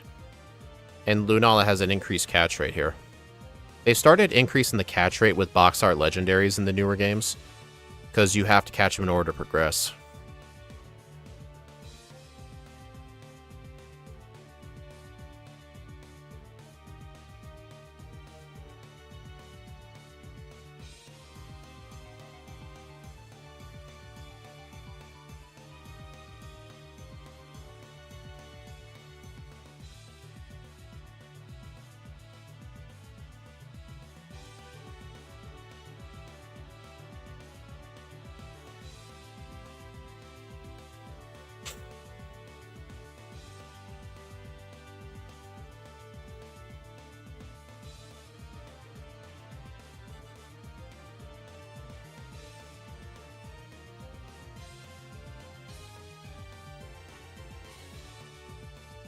Yeah, okay, so I need to go around and get the rest of the rare candies.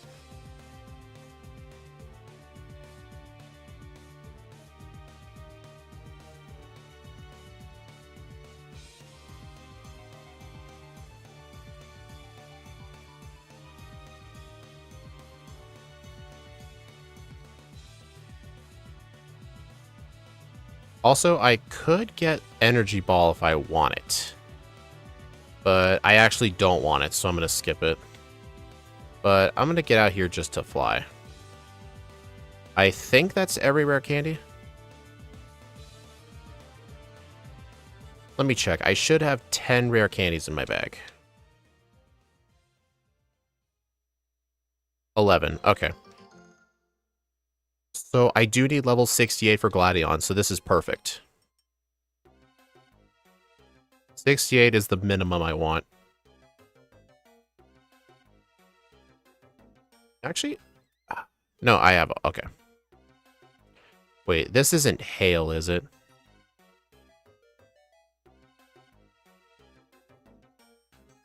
I don't think this is hail. No, it is not. Okay. Alright, so I think what... Oh, I forgot to teach Rock Slide. Whoops. Rock Slide.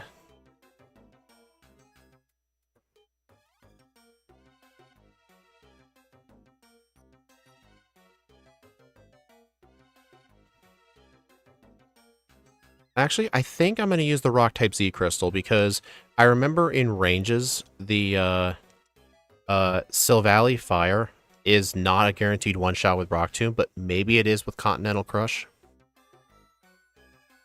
Yeah, this thing is a one-shot. Yep. Alright, let's Z-move. There we go.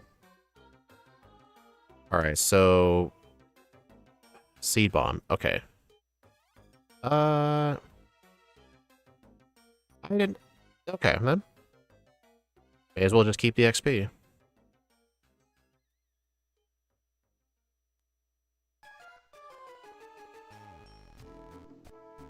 I was wholeheartedly expecting Seed Bomb to kill that thing. I missed Rock Slide. Brick Break. I mean, yeah, you're right. You're absolutely right. Hey, flinch. I'll just see if I somehow win this. Nope, didn't think so. My bad. Still, like I said, at least we're getting experience. Because also, since I'm lower on speed than I would like, getting an extra level or two for the league won't actually be that bad. It might help prevent resets.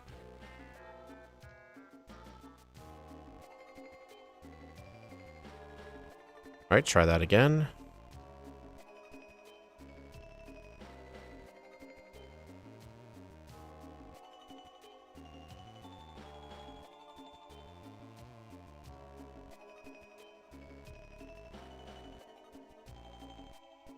There we go.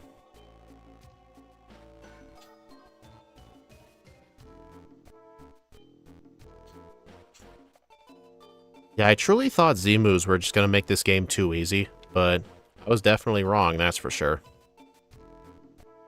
Also, this place has the Ice-type Z-Crystal if I need it.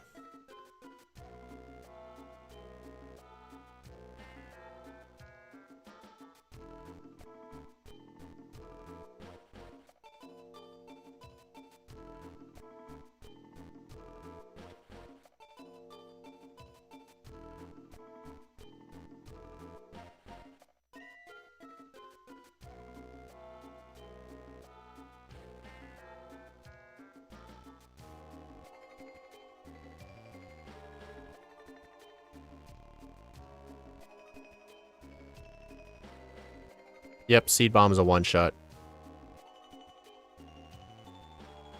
Oh, Flareon wasn't. Baby doll eyes. How dare you. Hey, crit. Nice. I'm just gonna Z-move that.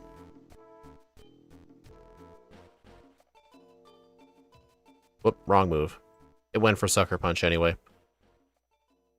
Man, Simisage has been destroying this game. The one exception, of course, was Nanu. He was actually very challenging. But everyone else went pretty smooth. Alright, so I think the held item I'm going to want for most of these fights, probably the Normalium Z for workup purposes. I'm going to save Hala for last. Alright, so I think my other moves that I would want... Let's see, I need Rock Slide, Shadow Claw. I think I'll do Acerola first. From what I've noticed in my Sun and Moon runs, Acerola tends to be the easiest. But then again, they're all hard. That's not saying much.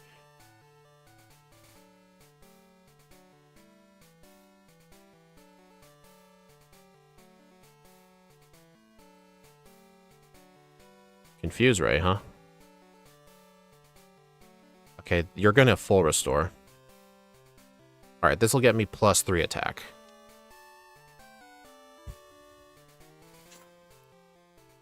I outspeed the Frostlass, I always knew that. I have 178 speed right now.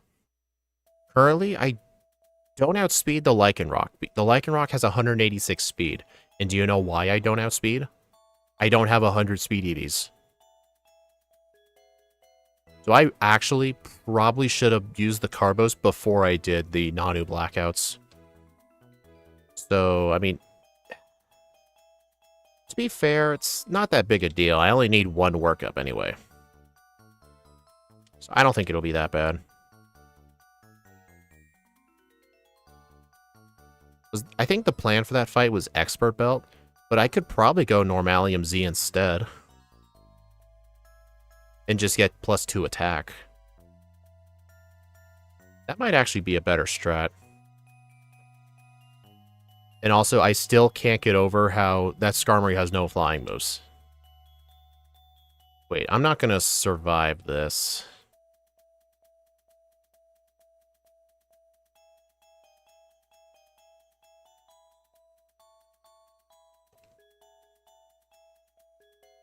Okay, I need Quick Claw, I think? Yeah, I need Quick Claw.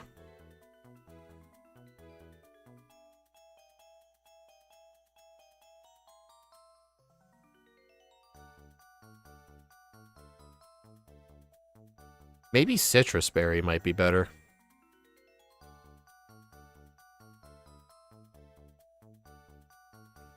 Man, why aren't you using spikes?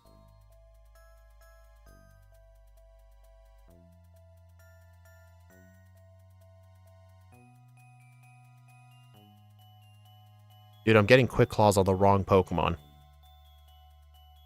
Supersonic. Okay, that was just bad.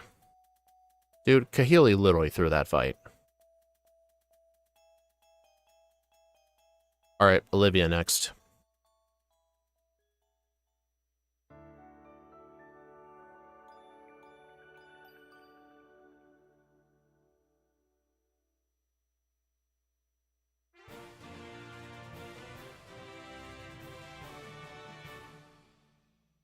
Alright, I think the plan here is just Seed Bomb the Relicanth right away. And, honestly, I probably don't need to use Workup. I think I could just sweep. Rock Slide. No flinch.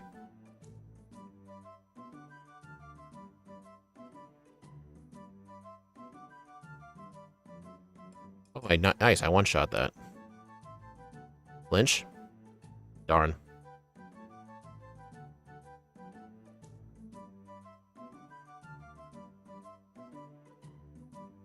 That did not do as much as I hoped it would. Paralyzed. Uh-oh. That was very close. That was so close. Alright, so the plan here is unequip my Z Crystal and use Acrobatics. And Focus Blast.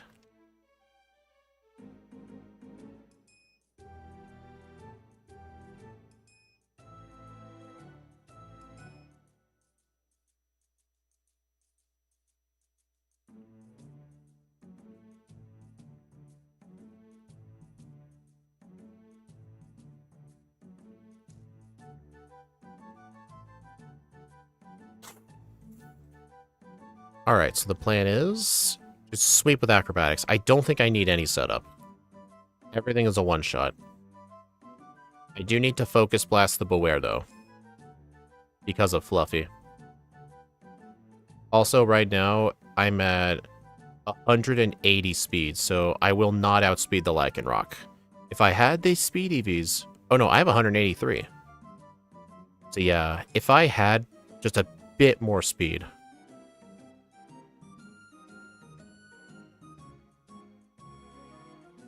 But I think we proved in the calculations, like, I don't need setup for this fight. I think the only thing I need is Expert Belt. Alright, my moveset was going to be Seed Bomb, Rock Slide, and Brick Break.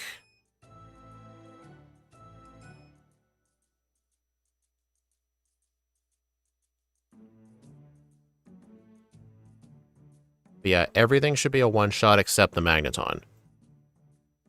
But at least aside from Lycanroc, I'll outspeed everything else.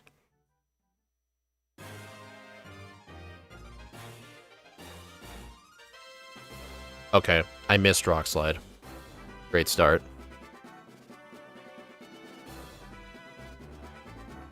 I can win this attempt, I can get sub 240.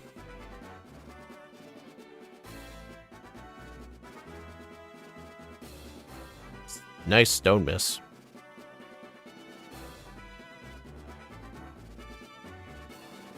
Alright, and Brick Break was the right strat here?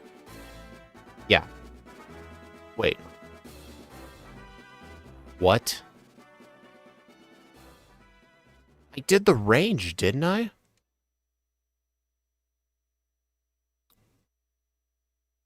Oh wait, that might have been with Focus Blast. No, it wasn't. I think that was assuming +1. You know what? I'm gonna go do +2 in attack instead of Expert Belt. Because +2 is gonna double my attacking power. It does mean, since I underspeed the Lycanroc, I am gonna have to get hit with an extra Stone Edge. A long-ass credit sequence. Yep. Why did I not do it there? Wow. Yeah, see how that Braviary lived? The only reason that Braviary died was because of Expert Belt. That shows you how tight this is. Like, you may think all those attack EVs were unnecessary. No, they were. Oh, nice. Got a Stone Edge miss.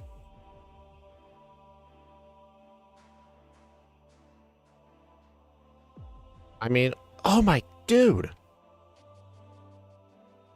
Okay, Rock Slide is really starting to let me down right now.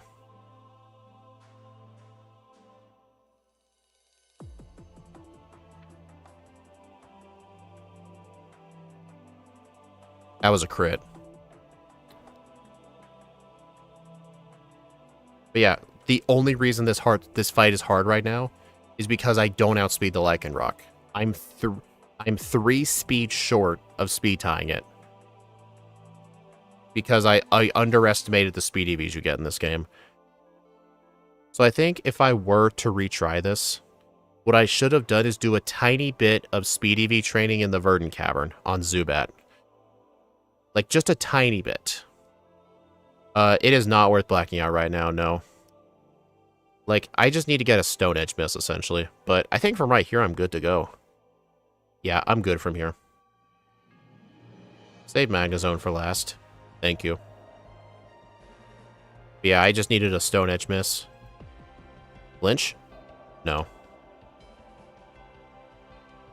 241.20. 15 resets, 32 blackouts. Level 71.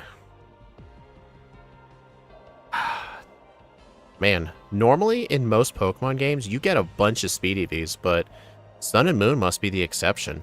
I was really expecting to just get enough, but I didn't. I did use Hidden Power Bug, Perky Penguin. I'm not sure if you were here, but on Akala Island, I was doing some attack EV training on Pikipek.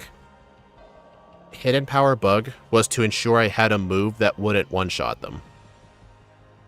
Normally for like I know with Incineroar, I did Hidden Power Grass. I did not want to do Hidden Power Grass because otherwise I would have gotten Stab.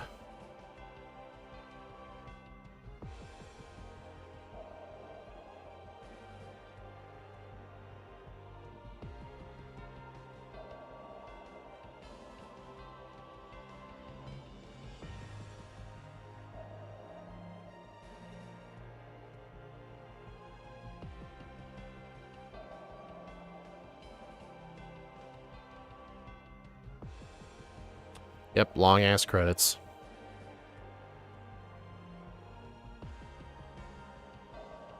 Alright, so, looks like 48% of you guys had faith in me.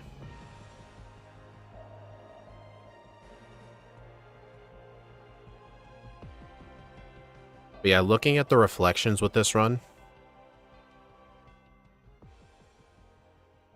I should have done a tiny bit of, speed EV training. Just a tiny bit. Like, get like 50 EVs or something.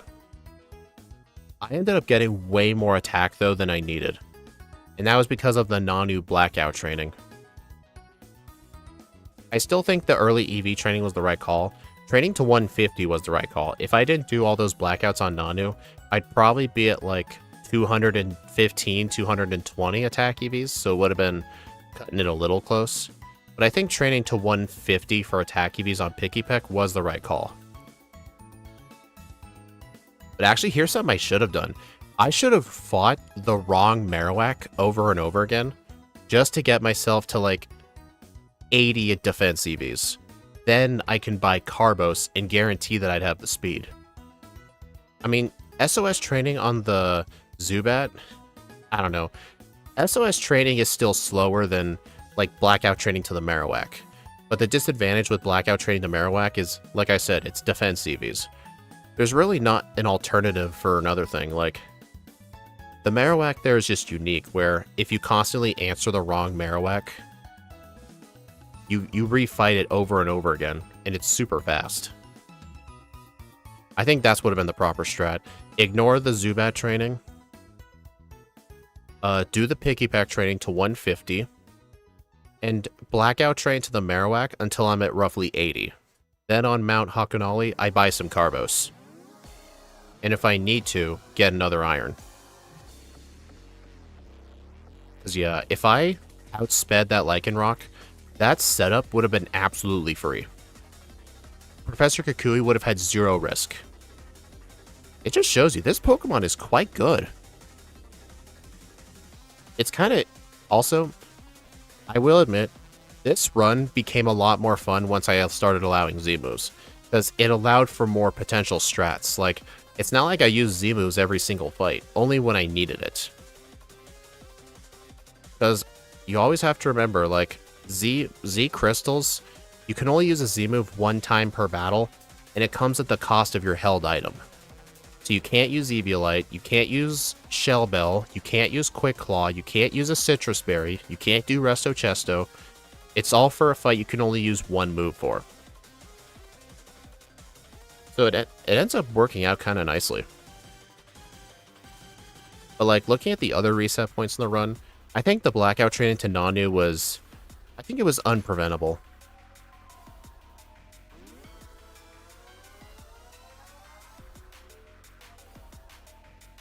Like, the whole plan with that fight is just Blackout train until you get the Quick Claw. But all that training definitely did help, because by the time I got to Gladion, I had 11 rare candies, and I was able to get straight to level 68, which was proper planning.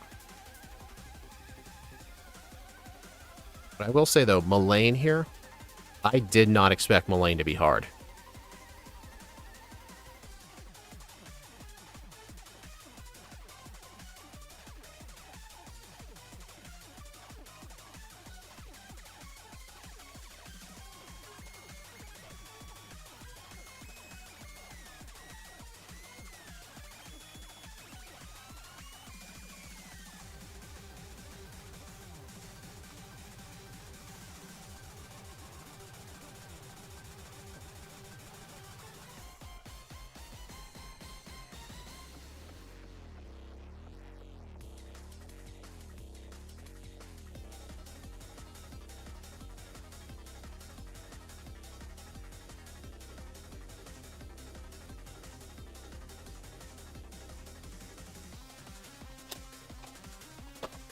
I'm just waiting for the long-ass credits to be over so I can get the game time.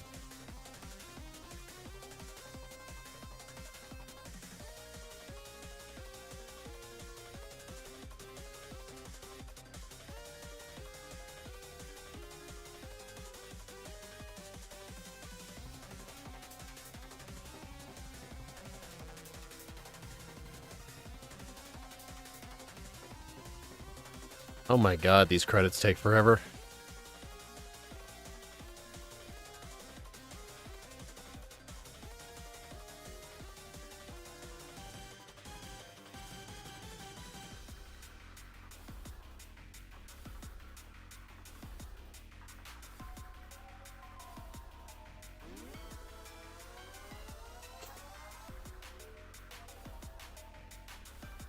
Alright, credits.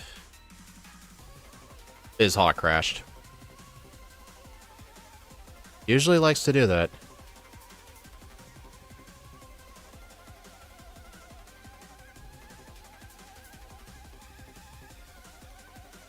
$10 hours and 33 minutes.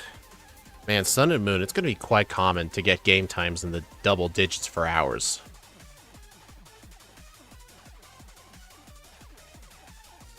Go ahead and put this information on the leaderboard.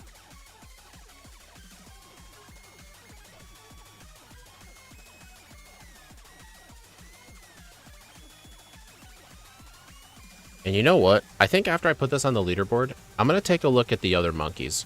Not play them or anything, but I want to see like what they would be like. Alright, let's see. We were level 71. 15 resets. Real time of 2 hours, 41 minutes, and 20 seconds. Game time of 10 hours and 33 minutes.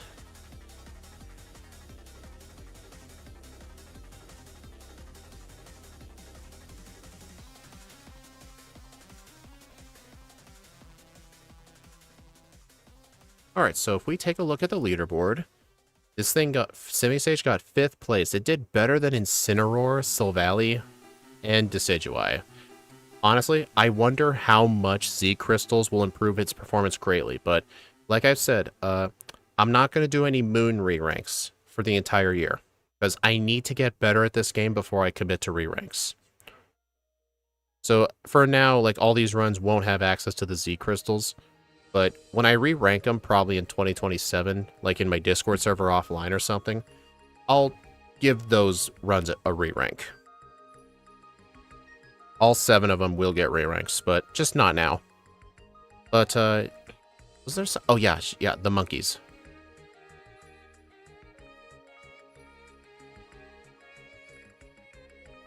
Flame Burst, that is worse. Ew. Alright, so it looks like all the monkeys will get Work Up, Brick Break, Rock Slide, Acrobatics. Okay, so the only difference is this thing will have fire coverage instead, but where's Flamethrower? The Vast Pawnee Canyon. Dude. It's gonna have only Flame Burst for a while. Well, does it get... Okay, it does get Flame Charge, but Simisear is definitely going to be held back. Fire types have a massive disadvantage in this game because of Olivia and Hapu. Let's look at Simipour. Ooh, Scald. That's a really good move. That's actually our best water move. You know why? You may be wondering, well, what about Surf? The Surf TM is in the post game. Same thing with Waterfall. So it literally starts with the best water move in the entire game, just because Surf is unobtainable. Ice Beam isn't available until Mount Lanikia, but you could just get Blizzard from Pawnee Island if you need it. But yeah, like in terms of random coverage, they all get Brick Break, Acrobatics, and Shadow Claw and Rock Slide. The only difference is their stab moves, and Simisear gets the worst stab move of the 3. I'd say Simipour gets the best stab move, because it has a chance to do Burn. And Seed Bomb, there's just a lot of opponents that resist Grass. But here's the other thing. Z Workup only does +2 in attack and +1 in special attack. That's a disadvantage to special attackers, so for Simipour, there's no reason to use Z Workup. I could probably just use, like, Waterium Z or something.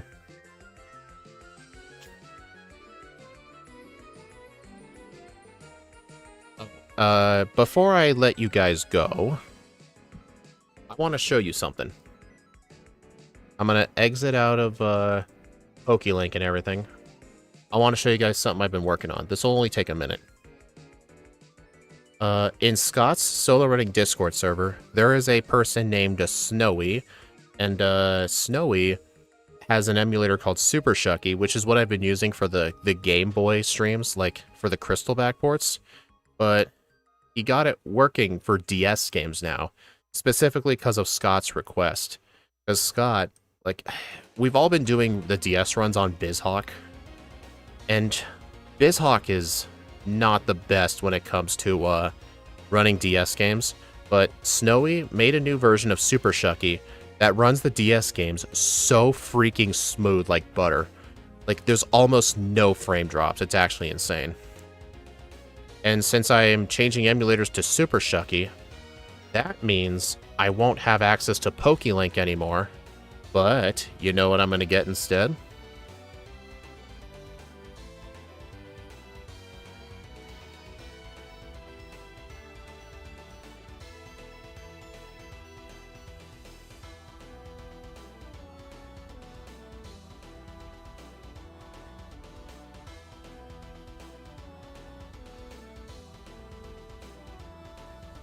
Oh, ignore that.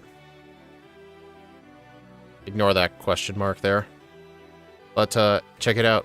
Pokebite. I now have automatic overlays for Gen 5.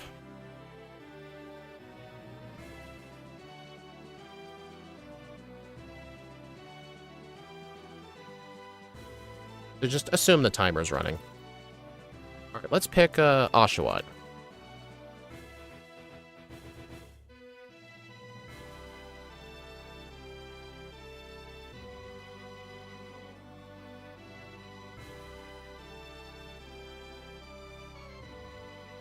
Look how smooth this runs. This is a clean 240 frames per second. 60 frames per second on 4 times speed. Like with BizHawk, I was getting like 200 frames at this spot.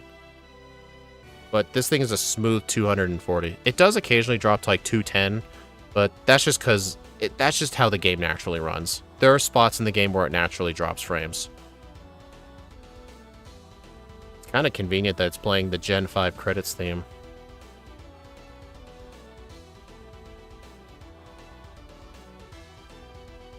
Yeah, it was bothering me too, trust me. And I did test it. This does work for White 2 as well.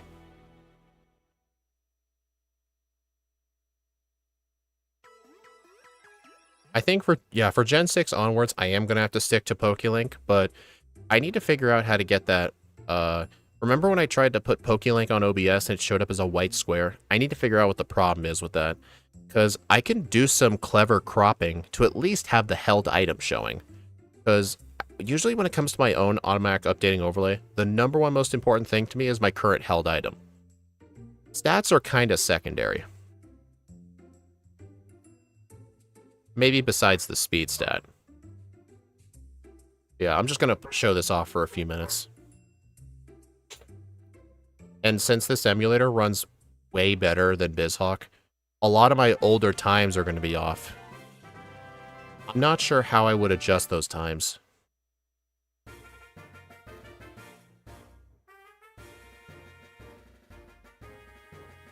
I would need to do the exact same run in both emulators. Like maybe for both games, do like a level 100 Rayquaza or something.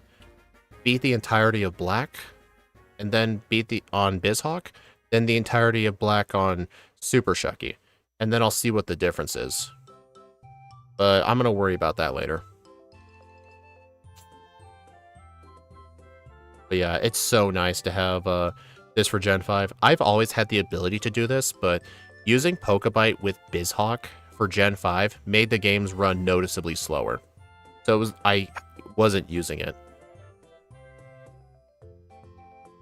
And if you're wondering why the enemy Pokemon image takes a while to show up, it's just how the mapper runs. Like, I think in the game's RAM, it takes like a couple of seconds for the area to populate with all that data. And also, within this Super Shucky 0.2 version, the one that supports Nintendo DS, I can set the custom time that I want to start the game at. Which is so good. And Snowy's awesome.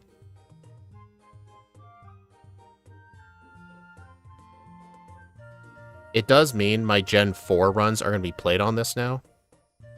Oh geez, that's going to be kind of a pain for like Voltorb Flip, but then again, this thing does have save state support, which is nice. I think I'll just show this up to the Bianca fight.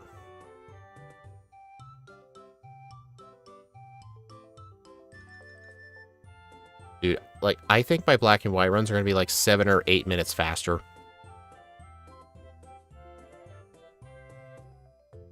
And apparently you don't have to have the best computer in the world to run this. I don't know, I'd have to ask.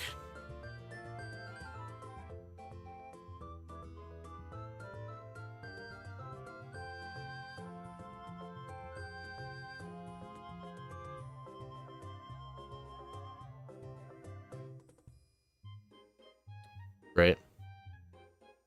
Well, that's effectively what I wanted to show. Yeah, and here this is for White 2 as well. Just ignore the question mark being there. That's like the Pokemon image. Yeah, White 2 has it supported too, and here for reference is the old Gen 5 overlay.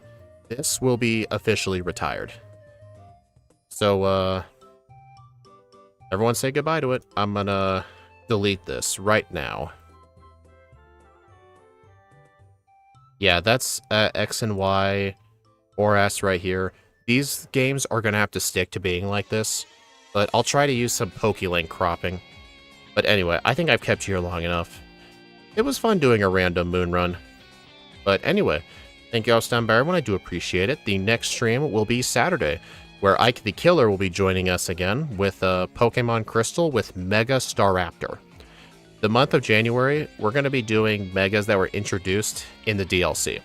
For Legend ZA, we'll be doing Mega Staraptor, Mega Lucario Z, Mega Garchomp Z, no, Mega Garchomp Z, Mega Absol Z, Mega Heatran, and there was another one.